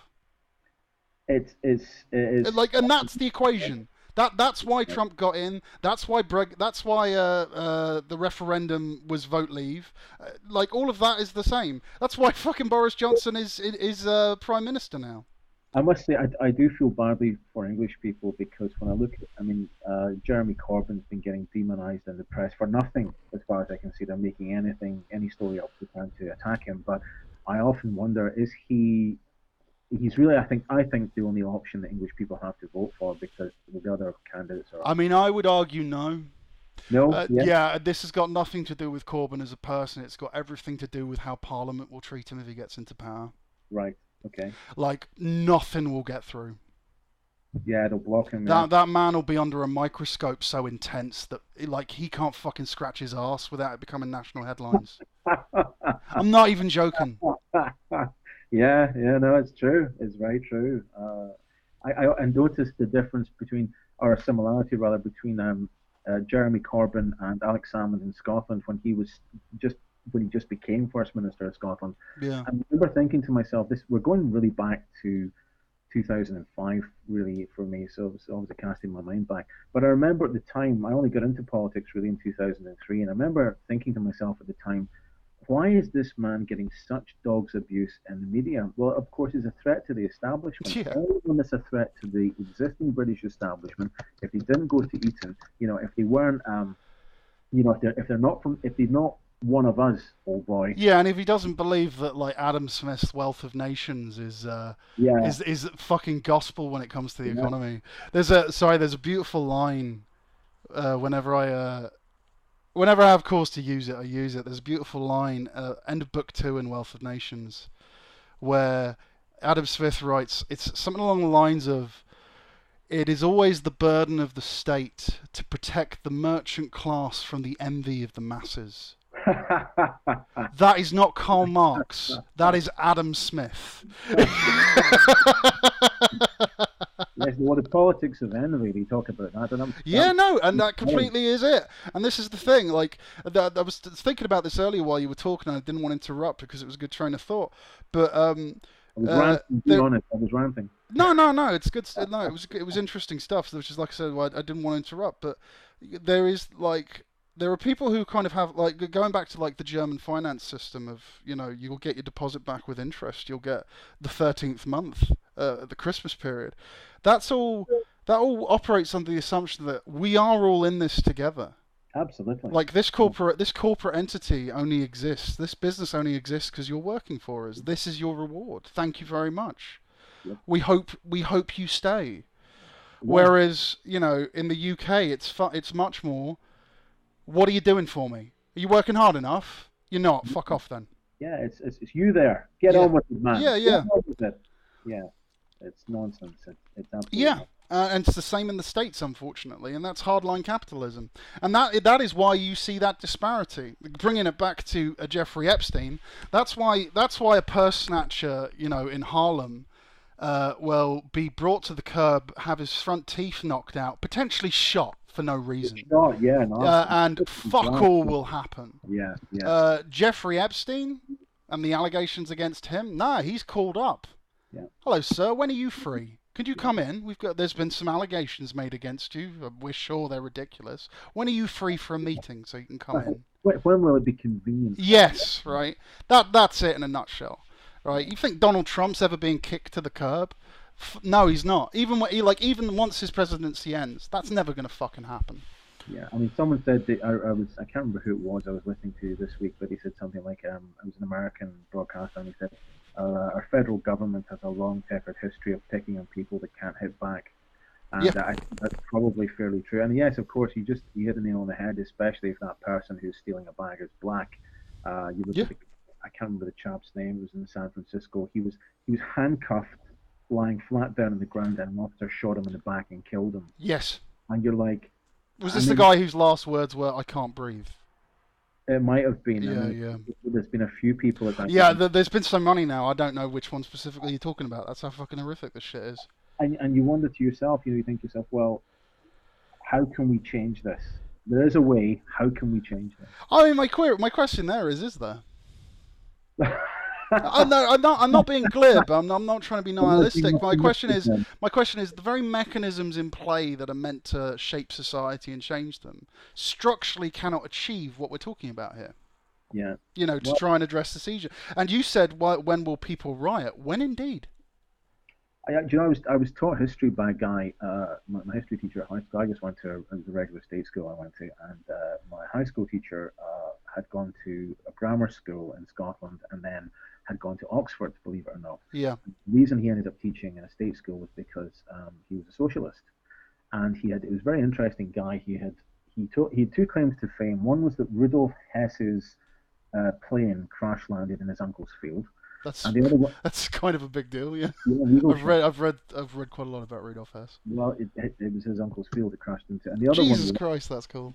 Yeah, it's like he was a very cool guy, but he also he was vetted for MI6 when he was at Oxford. Yeah. And he said when he went for this is me at 15 years old hearing this in the class. He says, "Oh yeah," he says, "Well, they vetted me by asking strange questions," and he said. One of the things that he said, they commented that he was the captain of the cricket team at the grammar school in Scotland. They said, "Well, that's very good. We like that. Yes."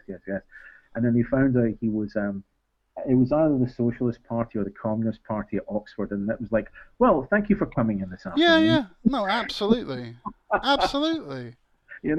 So it's really interesting how to change it, and I think it will probably have to be something fairly radical, possibly dramatic, and perhaps even bad in the short term. But it's like, it's that, what they call it, there's a Chinese curse, may you live in interesting times. Yes, yeah, may you live in interesting times, I think that, for better or worse, we probably are.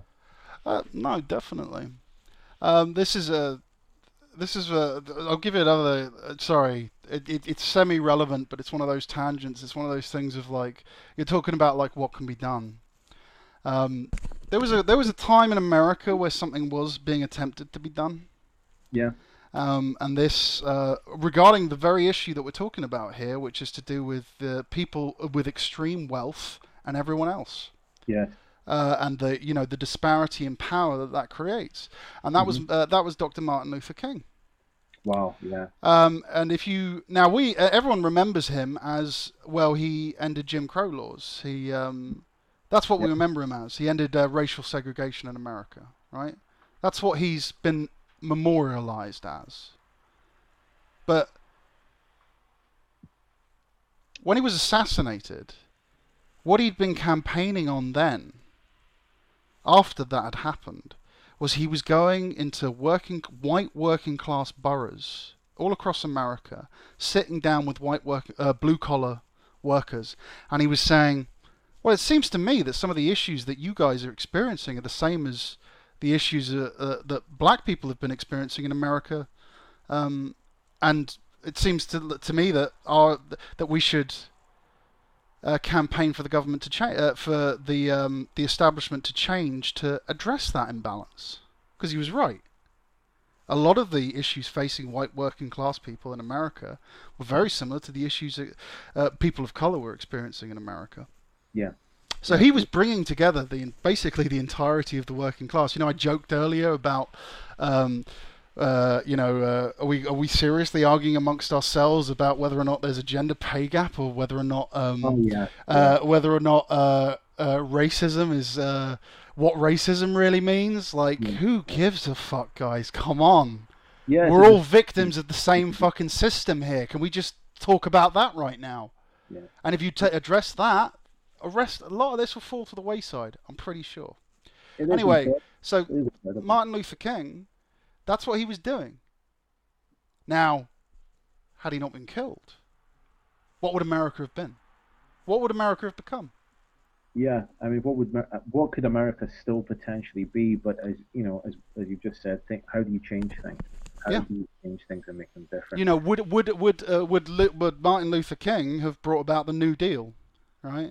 Well, there was one. I mean, I remember seeing the piece of footage of FDR that was in the Michael Moore. It was one Michael Moore documentary, black and white footage of FDR, and a second New Deal was potentially coming in.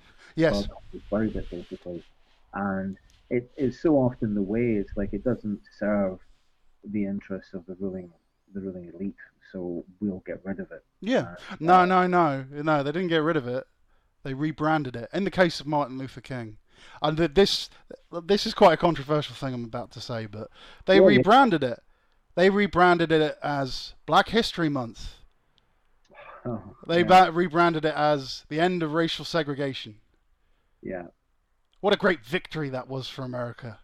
Yeah, and of course, if they say that, it's done and dusted, isn't it? That's the end of it. Yeah, it's like, he did it. Well done. That's what he did. Well done. Yeah. But that isn't all he did, and that isn't all he aspired to do. And I think, and I would argue, actually no, that's the wrong statement. I would say, what I was going to say there is, I would argue what he was aspiring to do was far bigger than that. And there's I semi-believe that, but at the same time, that's just a value judgment on my part. I can't equate the two. I can't equate people whose lives are determined by the color of their skin next to people who didn't luck out on the economic lottery. Yeah. Right. Yeah. And I'm not going to try and equate those two and say that one is more important than the other. Though I appreciate I have kind of done that when I said, can we stop arguing about what racism really means and just fucking address this issue? But for me, like I said, I feel that it would actually fix all of this, all of those problems, all of that imbalance that's created, whether or not it's because of your sex, your gender, your orientation, whether you're cis or trans, or all of these things. I genuinely believe if you deal with the real sources of inequality that occur when you allow this kind of rampant, unregulated capitalism where so much wealth is stored in so few pockets, that it allows you to control public consciousness. And I'm not just talking about by country, I'm talking on a global level. The US and the UK and some parts of Europe still have this fucking weird relationship with the concept of unions. Still have this weird fucking relationship with the concept of socialized medicine. Oh, yeah, absolutely. Or just single-payer healthcare. How the fuck is that? What is the problem here?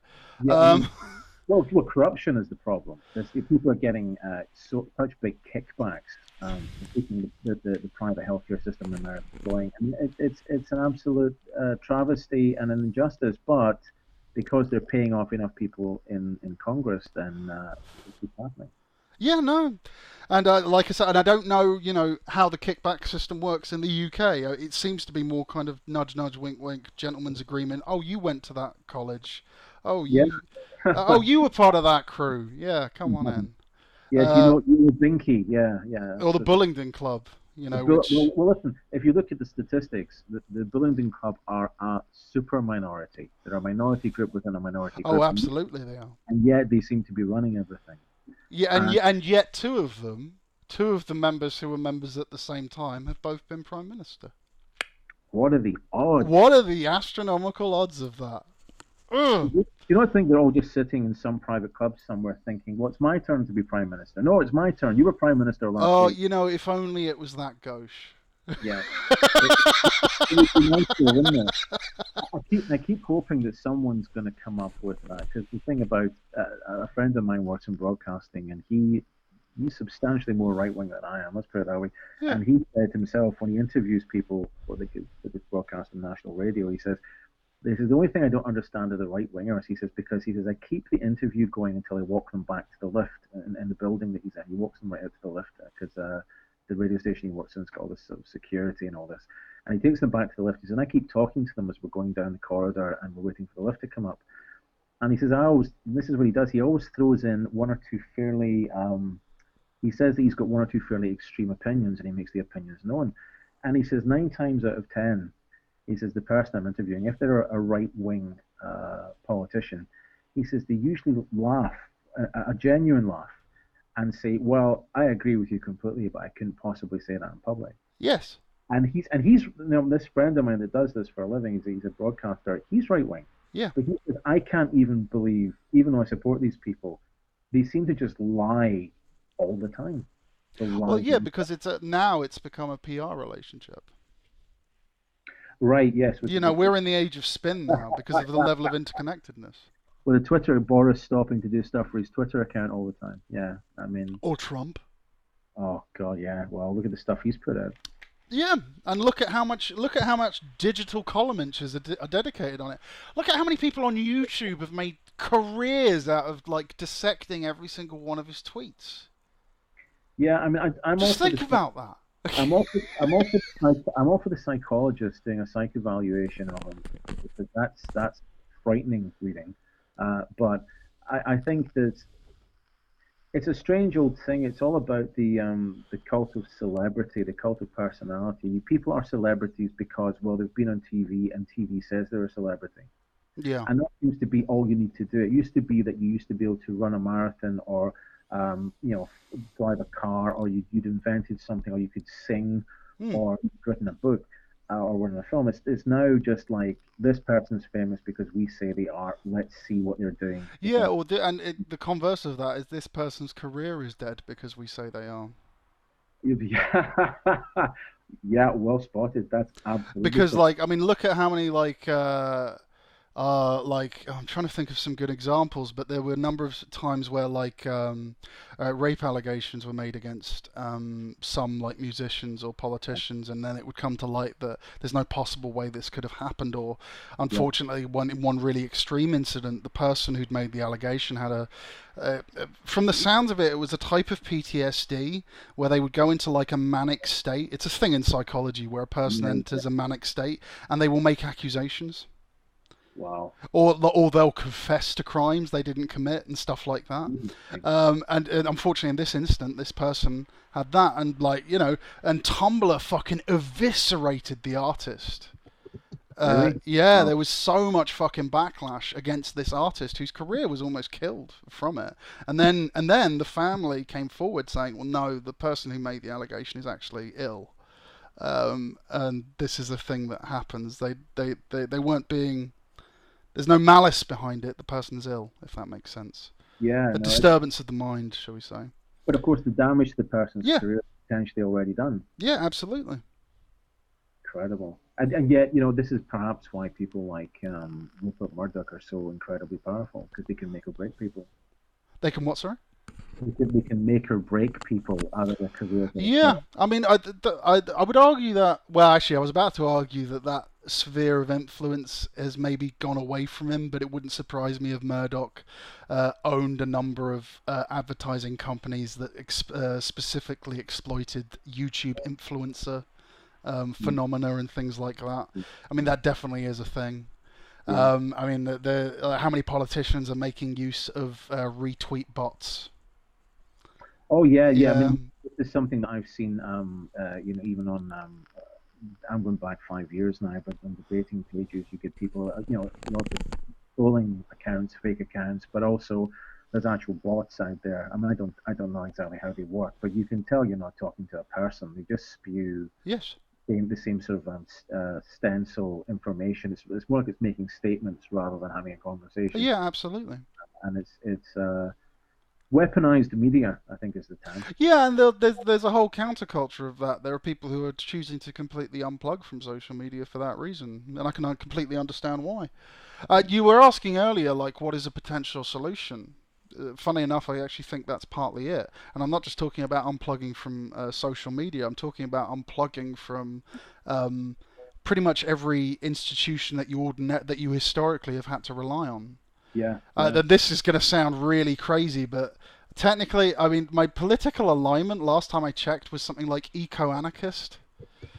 Because you know those questionnaires you do, Yeah, and I yeah, found one that was pretty exhaustive, as in like broke it down in political theory terms. Like this is where you align most, and eco-anarchist it turned out was mine. And funnily enough, my feeling on this is like if you want to deal with this problem, then unplug. Go yeah, self-sufficient, generate your own electricity, yeah, hijack Wi-Fi, do whatever the fuck you can yeah. to not have to rely on anything that the system is giving you. I can necessarily comment on my own political views quite like that. I obviously anarchy is not what people tend to think it is. Eco-anarchist actually sounds all right with me. I'd certainly have a pint with you, but I think if you're going to have my own view philosophically, because I studied philosophy for a while, my own Yeah. philosophical bent is I'm a utilitarian with consequentialist leanings. I really do believe in the greatest amount of good for the greatest number of people. Yes. And it's quite, regardless of what you say. You're focusing on equity there, though. Yeah, Yeah, yeah. you're really talking. I mean, it's very difficult to apply it in Well, every that's situation. consequentialism, isn't it? Am I right? I Yeah, think that's where yeah. the equality. Yeah, yeah. That's where the equity comes. Yeah. So you're really wanting to try and let things can be better. Let's find a way to make because it's all about Yeah. I mean, in that regard, I do completely yeah, agree with you. But let's find a way to do it. yeah, in that regard, I completely agree with you. But I think the reason my views have become so extreme is because any attempt that I've made to try and engage and share that message, Yeah. I have felt completely powerless. Yes. Yeah. So the only conclusion I was left with, well, how can I make myself feel powerful and in control? As Hmm. in, of my own life. I'm not talking about other people. I'm not Yeah. talking about improving everyone else's environment. I'm talking about how can I make myself feel comfortable enough here? Because I don't feel comfortable right now. Yeah. And yeah, for that, the conclusion I reached was, like I don't really want to have to pay for water, so I guess I'll work out how to purify water. I don't really want to have to rely on a supermarket to provide me my food. I guess I'll grow my own food. I don't Yeah. really want to have to rely on a power company to and have to pay a utility bill Yeah. when I can make it myself. And you know, the technology and all of this stuff already exists for a person to pull that off if they really want to. So And it sounds that's currently what I'm doing. it sounds like you've kind of made yourself your own mental point of origin. Yeah, I mean, yes, but for me, like what triggered this was, are you familiar with Maslow's hierarchy of needs? Oh yeah, absolutely. Yeah, Yeah, yeah, yeah. So I was in my mind. I kind of this is one of those things that has always baffled me. You know, we're talking within political theory. It never frames it in terms of Maslow's hierarchy of needs, right? And I've yeah, always kind of thought, well, why doesn't it? Because surely that's the point. yeah, So what I mean by that is, the bottom rung: food, water. Not even shelter yet. We're just talking about food and water, okay? Your bare essentials. Is everyone on the planet fed yet? Are there yeah, people starving on the street in the UK? There are. yeah, How come our advanced and developed economy can't deal with that problem? yeah. How is that so difficult? Yeah, I mean, I agree. It's a very simple thing, but I mean, I can remember when I was a kid. I was in a Cub Scouts, and we did a badge, as we did with Cub Scouts, and it was the Ghana project. Where it was being explained to us that people in Ghana at that time didn't have clean drinking water and didn't always have food to eat. So Yes. we raised. It was a UK-wide thing. We raised money for Ghana. We got a badge, and we learned something. Fast forward a few years later, I'm still a kid, and I'm watching Live Aid on TV. Yep. And the entire planet sees, look, there's people dying. They don't have food. They don't have water. This is a travesty against humanity. And I'm thinking at that age, as it still as a relatively little boy, I think, well, finally, they're going to put an end to this. Yeah. We did raise millions of pounds. I'm sure there's still starving people in Africa. Yeah. And Africa is rich in gold and diamonds. Yeah. So why are there starving people there? Yeah.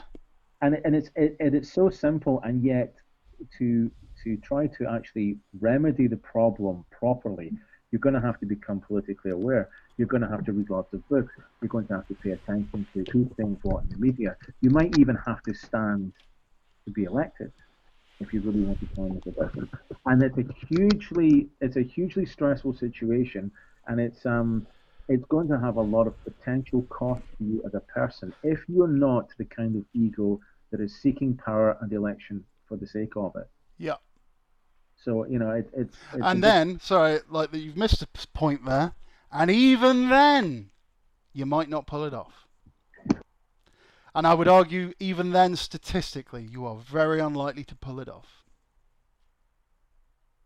Sorry, I just had to mute my microphone there because the door was open. Thanks. Yeah, I would agree as well. I think that you are very unlikely to pull these things off. It's very, very difficult to see all ends in anything, to know what to do for the best, and especially. Sorry, I'll just. That's okay. Just if you can hear that in the background. Don't worry about it. It's absolutely fine. Yeah. So, but it's very difficult to see all ends, and it's. This is it though. It doesn't end.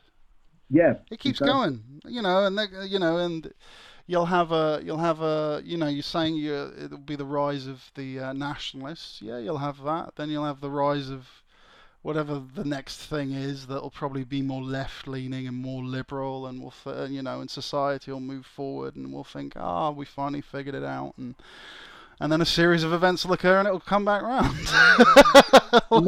I'm actually way more cynical than that. I think that whatever comes of our next, and there's going to be some kind of, they have to have at least the appearance that the left have won something for the people, in inverted commas. But I think unlike it being, it'll be fake fur instead of real fur. Do you know what I mean? I know what you mean, but this goes back, look, people's memories are short. They are. Society, civilization does not have enough RAM for what you're talking about to occur. They forget very quickly. They do. They forget very quickly. Because I used to think that. Yeah. But having now being 31, I've lived through at least one cycle, I think. Yeah, 25 years roughly. Yeah. So I've seen it. And I think I'm fortunate in that I've realised it at the shorter end of my age rather than the long end of my age, if that makes sense. I've spotted it first time round. Not to big myself up. I think that's where I'm at. Well, you sound like you're aware, and that actually is half the battle, because I think it's kind of like that. The Coen brothers film The Matrix. If you waken up, if you take the Wachowskis. Coen brothers, different box of frogs entirely. Different box of frogs, sorry. But they did the Matrix movies, and I think that the first one was certainly brilliant. But the whole thing about wakening up, as it were, is it's not that your problems go away. You exchange one set of problems for a potentially very different set of problems. Yes. And if you are a self-aware person, if you are not mindlessly taking on board the nonsense that you're being told by the television, if you walk away from it, if you start to question, what are the legitimacies of the story about Jeffrey Epstein, if that is indeed his name, you can go right out there. You can go right out there to one extreme from the other. But it sounds like if you're trying to be kind of self-sufficient, making yourself your own mental point of origin. There is another element to that. Which is that because I'm a great believer in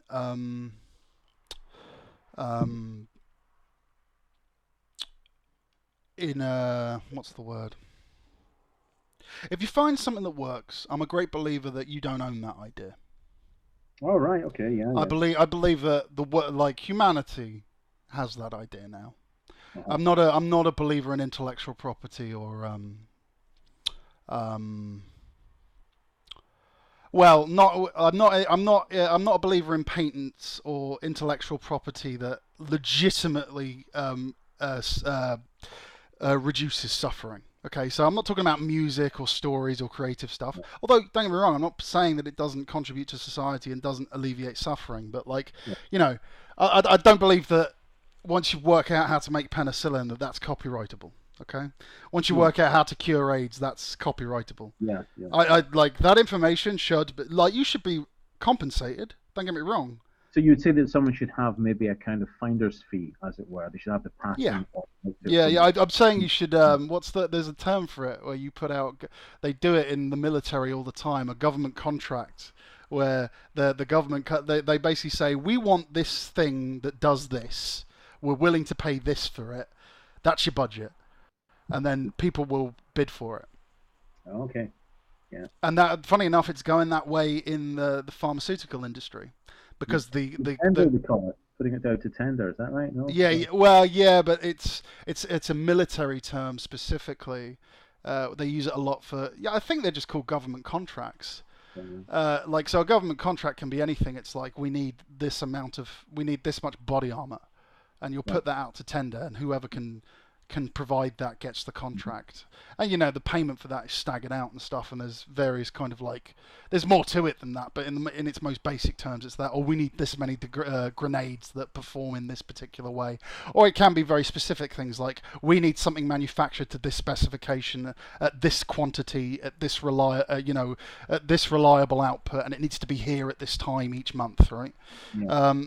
So like there's a whole raft of things like that. NASA has it as well. They have competitions for, can you work out a theoretical or a practical way of solving a particular problem. So like one of them was looking at not that we can make it yet, but if we can, we need to work out what kind of technology we should pursue in order to fully make it operational. So like a space elevator, for example, there was a competition for the most effective and simplest way of creating an elevator to traverse a chord. Oh, okay. And that was put out with a few kind of like, how is it powering itself? What is potentially its top speed? What's its power to rate ratio? What's its reliability? What's its safety features? And all this kind of stuff. And the best idea for that would win a prize, for example. Yeah. And there's other ones like, there was a guy in the States. He was He was in high school, and for a science project, he worked out how to make a refrigerator using elastic bands. Wow. Yeah, so all you had to do was turn a crank, and it would keep a box cool. Fantastic. Right? And there's an awful lot of vaccines and a lot of anti-venoms that have a very sensitive temperature range. And a lot of the places where these medications are required are in places that don't have reliable electrical power. So this kid had just invented something that was, as simple as some rubber bands and some cardboard glued together would give you a fridge that would preserve that medication. Wow. What would have happened if he'd patented it? Would it have got to where it needed to go? Yeah. And this runs so much deeper. Like, if you look at, are you familiar with Aaron Swartz? I don't know. No, I don't think I've heard of Aaron. Okay, Aaron Swartz was a prodigy in computer sciences. This guy at the age of like 13 or 14 helped develop the RSS code that is now used in pretty much every single web page that is used. Wow. It's the thing that sends you active push notifications on Facebook. Right. Okay. Right. That's running on what's called an RSS platform, and that's because it can factor in live updates as they occur and then make them appear on the page without you having to refresh the entire thing. Does that make sense? Right. Yeah. So that was basically like a web-based architecture that you could now build new types of websites on, which before couldn't do that. It used to be, you'll probably remember this, it used to be on message boards, you wouldn't see the message until you refreshed.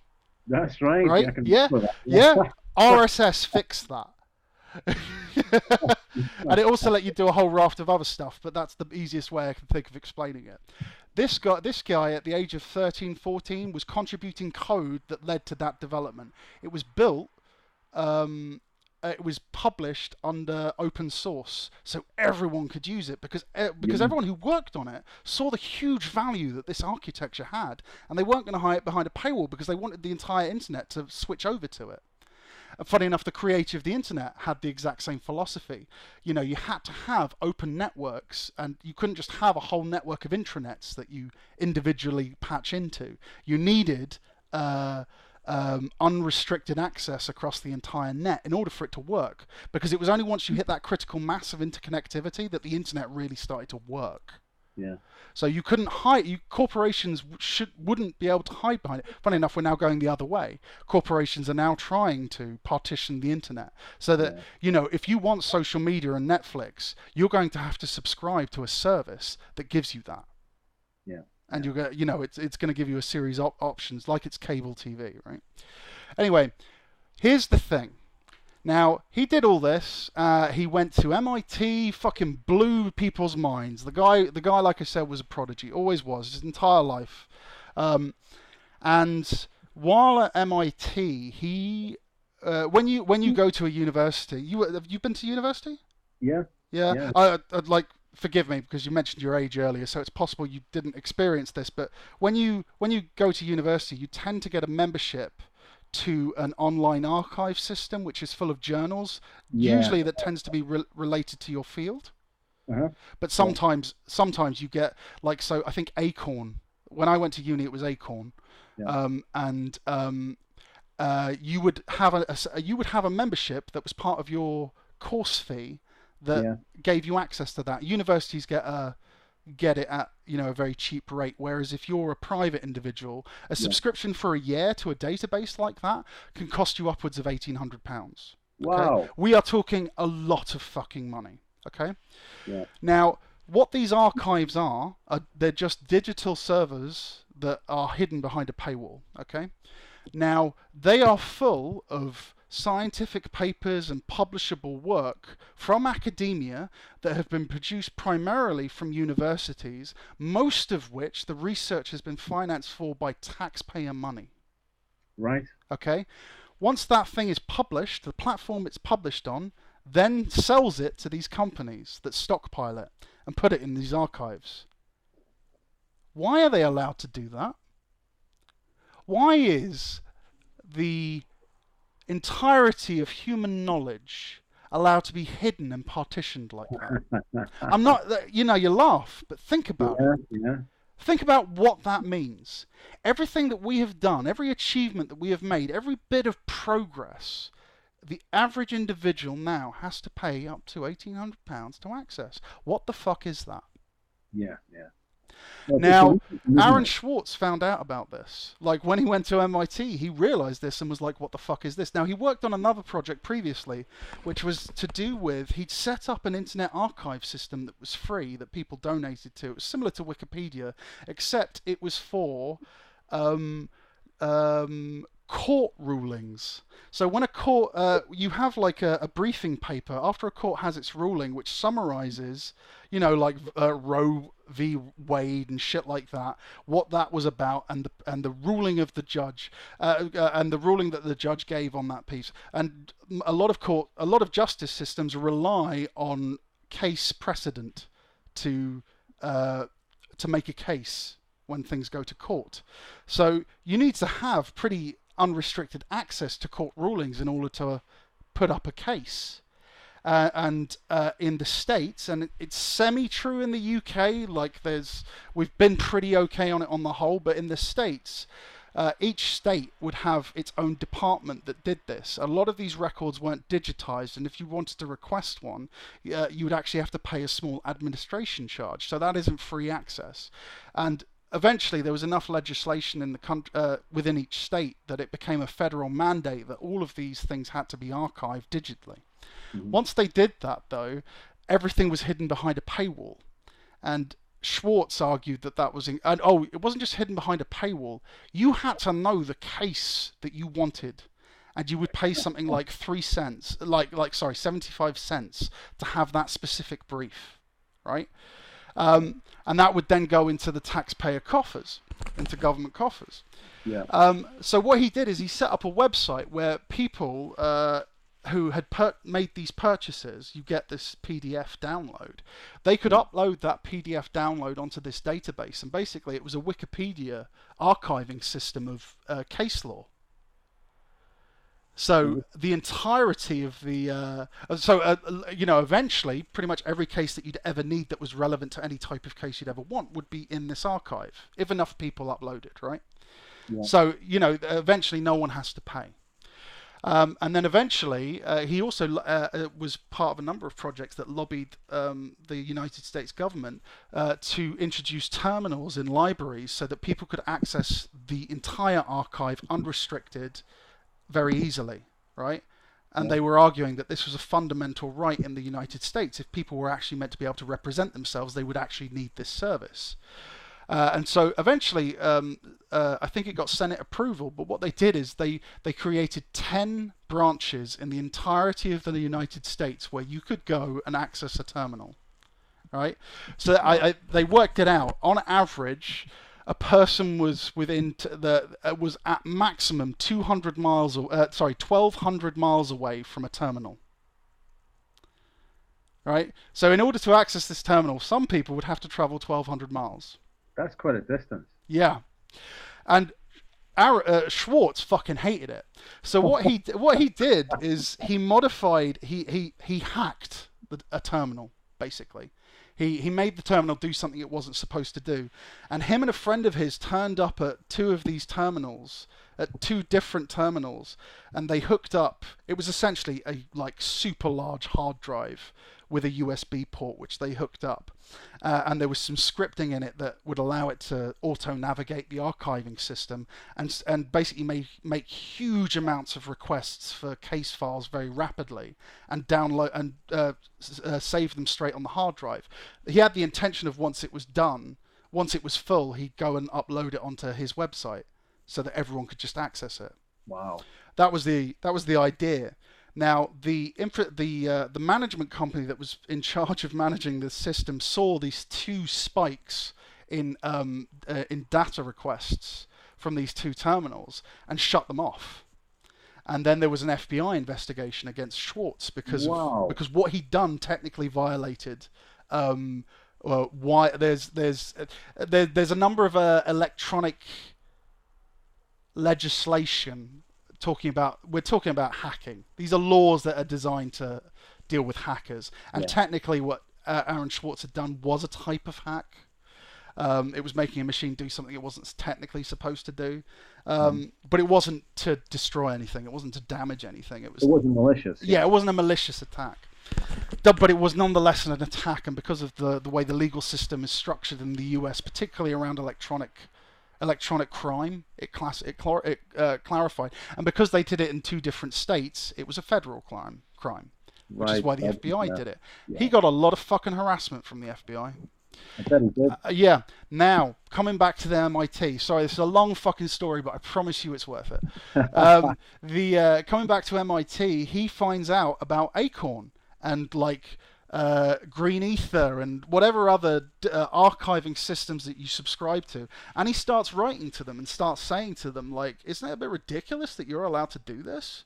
And then was like, what would it cost for me to have access to these archives in perpetuity? Not just for the rest of my life, but forever. What would that cost?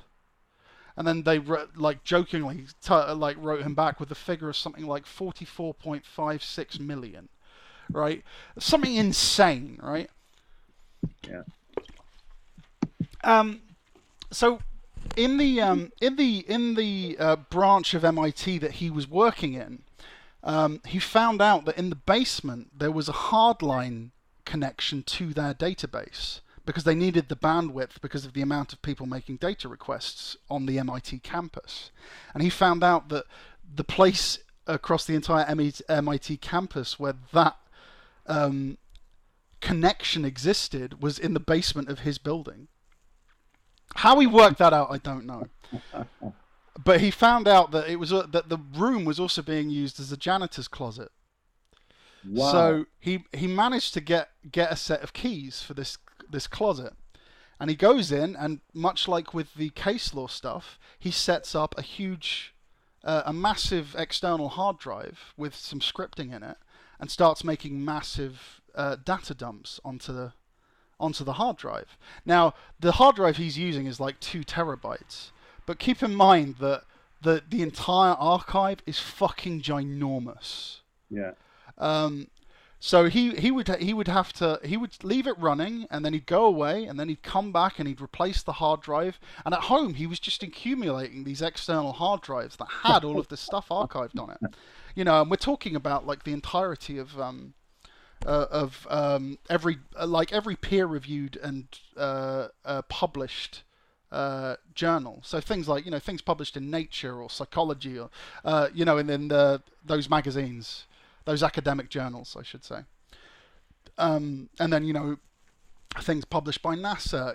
Also, like, you know, 16th century documents that had been digitized that were, you know, so like Principia Mathematica by Newton and things like that. All of these documents were also there, but, you know, these aren't freely accessible. Anyway, the company noticed something was amiss. And then they contacted the FBI, and they immediately connected it to Aaron Swartz. And they kind of did a little sting in that they set up a camera in this room to document what he was doing. And then they brought new federal charges against him. Goodness sake. Yeah. And they tied him up in the courts, and eventually he committed suicide. What? Yeah. And Aaron Schwartz's goal... Well, he didn't yet know what he was going to do with the data, but it pissed him off that this was happening. Yeah, like Google Aaron Swartz. Like everything I've said, like you'll see for yourself. I've got a notification that took his name down, so and his dream was that this would be freely accessible. And I'll give you just one little caveat, just one other little part to this story. It's not directly related to Aaron Swartz, but I do think it is related to what he was striving for.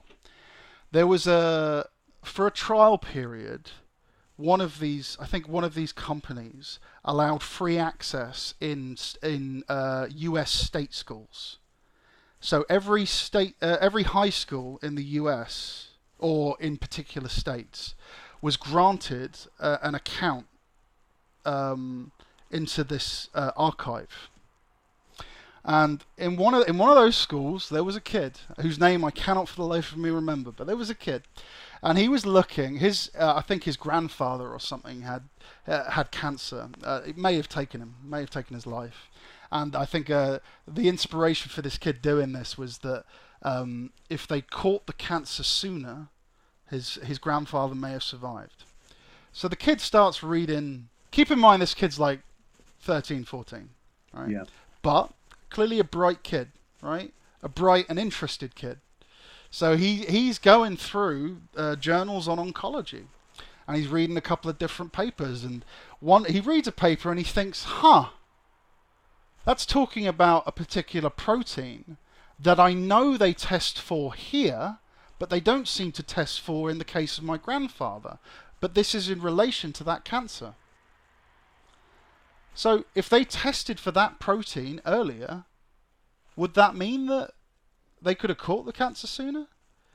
Yeah. And he talks to his teachers, and none of the teachers really understand what the fuck he's talking about. And eventually, I think his parents suggest to him, like, well, there's John I think it's Hodgkins. Is it John Hodgkins? There's a teaching school, a famous teaching school in the U.S. John Hopkins. That's what it is. John Hopkins. Yeah. Yeah, John Hopkins. Medical school, I think is what it is. Anyway, he contacts, the parents help him to find the email addresses of a couple of people who work out at John Hopkins. And he writes this email and he explains, like, he was looking at these studies and this stuff, and he emails everyone working in the oncology department at John Hopkins, and pretty much everyone just thinks, who the fuck is this kid? One guy though, is like, you know what, this is an interesting idea. Like, and he says to the kid, "Why don't you come over and we'll talk about it, and then we'll see if we can work something out, if we can test this idea." Kid comes over, they talk about it. 4 months later, there's a test now for his grandfather's cancer that now means that his grandfather wouldn't have died. Right? Wow. This kid had found the answer because he had access to all this information. Okay. Yeah. And that is why this is so important. Yeah. You hide this shit behind a paywall, that doesn't happen. And then the Yeah. question is, how many more of those moments exist right now but aren't happening because it's hidden behind a paywall? The interesting thing is, as well, I mean, we used to joke about it that that the security at our university library was far higher than Fort Knox, to get a book out. Yeah. Honestly, it was like, no one was getting tasered for running out with a book, but it would have got to that level. There was all kinds of detectors and stuff. And we used to make jokes about it. Now, the thing is, if you are having to remove a book that's a physical book, and it's going to cost money to not only purchase but to store over years. Yeah, and house and archive and catalog exactly. and log. Yeah. That's money. Whereas if it's digital, if it's online, Yeah.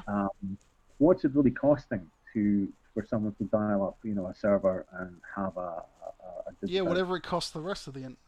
Yeah, it's not next to nothing, and it's so interesting that at a time when we have access to probably more information than we may ever have had in human history, people want to watch, Emmerdale or Love Island, and there's nothing wrong with doing that if that's what you want to do, but it's incredible. So and this, I joked about it with John. Didn't tell him this story exactly, but I always say to him when you look at when you see situations like that, and this is late stage capitalism. That's the joke I make. Welcome to late stage capitalism, where everything is commoditized. So would you say it was capitalism or neoliberalism? I would argue that neoliberalism is a true representation of what Adam Smith envisaged. I don't think Adam Smith quite realized just how globalized the economy would come. Right. But in many ways, the mantras of neolibs are mantras that Adam Smith would have supported. The market will deliver is a prime example. Yeah. And Adam Smith would have loved that. So yeah, I mean, whereas like Maynard Keynes would not necessarily have supported that, and I'm trying to think of economists that I think like Beketsky was one who he was I think he was Romanian in the 1950s. He published it wasn't so much a paper as it was a rant. My kind of person. Yeah, and he predicted the world we live in now. Wow. In like 1948, he wrote what the equivalent of a pamphlet that basically laid out the next 60 years of economic history. What's his surname again? Beketsky. I'll see if I can find him. Right. Because I want to look this guy up later on and have a read into him. If you can't, I can't remember how to fucking spell him. If you look up Mark Blythe, who's a Scottish guy, and a brilliant economist, you could probably just look up Mark Blythe on YouTube. He mentions Beketsky a whole bunch in most of his. Look up the talks he gives at universities. There'll be in the video thumbnail. There'll be a projector image in the background. Watch any one of those basically, and he'll bring up Beketsky, and if I remember rightly, most of the presentations are also superimposed onto the main video. So you actually see the slides that he's referring to, and the spelling will be there. You can actually, I think, if I remember, because last time I checked it out, you can actually get a PDF download of Beketsky's pamphlet.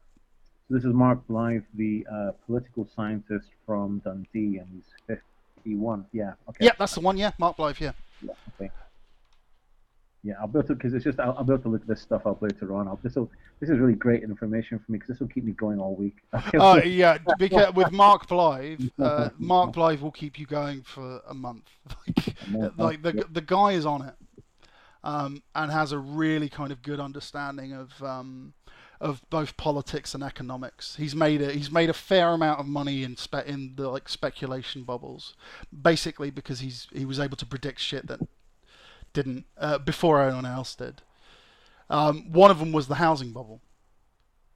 Right, right. Um, he also predicted Trump. Oh, for goodness sake. Like when Trump announced that he was running for president, Mark Blythe was one of the first people to say, "Yeah, he's actually in with a good chance of winning." Yeah, I never would have seen that. Yeah, that's what I mean by he's on it. Like he does seem to have a really good read on the pulse of politics in general. So like when he says something, I'm always inclined to listen. Yeah, I'm just doing something. It's one of these things that I think when Trump was running against Hillary Clinton, I have to be honest, I thought that he was a decoy. I thought that because I thought there's no way you could be this over the top and get, Oh, that's interesting.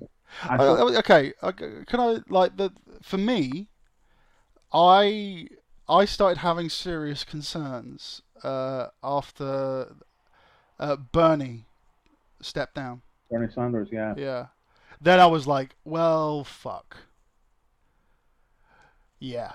Where you're like, you've got a choice between Hillary and Trump now. Yeah, and I always thought that he was there to kind of, it's like, well, it's him or Hillary, and that would kind of drive it in Hillary's favor. And I know that probably it sounds like I'm being a bit overly suspicious, but I couldn't bring myself to believe that Trump was for real, and of course he is, Yeah. which is incredible to me that this is. Yeah, but the same for me. It was the same for me with Brexit. I was Yeah, like, there's no fucking way people are going to vote to leave. yeah, No one believes we're better off out than in. Like, no one thinks this is simple, right? Yeah. yeah. It's not something I would have taken seriously until it happened, and then you have to say to yourself, well, this is really what we're living with now. Yeah. That's incredible. Obviously, I think I'm actually getting hailed to come from I'll come from my dinner now. Yeah, Um, go. I've bent your ear. Thank you very much for your time, boss. no, Stay in so touch. yeah, I hope things go well. I'm sorry to hear you've like left PDC, but it is what it is. And no, yeah. it's just for the time being, and I'm actually trying to change jobs and stuff at the minute, so it's kind of Yes. things are kind of busy. But I can always come back at some point, I'm sure. But it's been a real pleasure to be your guest in your podcast. Thank you for having me. It's been a great pleasure. Thank you very much for giving your time, man. Thank you. Have a lovely day. Yeah, and you too. And if you want to do this again sometime, I'd definitely be up for it again. We could have a blather about this, that, and the next thing. And I'll certainly look up the thing you said about Black Swan as well. That's interesting too. Yes. Yeah. I Yeah. heard that. I've never heard that. I know it's a film with what's her name? Oh, Natalie Portman. Yeah. Portman, yeah. But I'd never heard of it being a sort of a seismic event in corporate or finance. Yeah. It's something that it can apply to corporations as well. The housing bubble would be the crash of the housing bubble would be an example of a black swan event. Black Swan event. Wow. It's just people just couldn't predict it. Yeah. Yeah. Anyway, have a good evening. Yeah, I better get off on that. I hope the weather's good for you, Matthew. It was nice talking to you, man. Nice talking to you. Bye. Peace. Peace. Bye.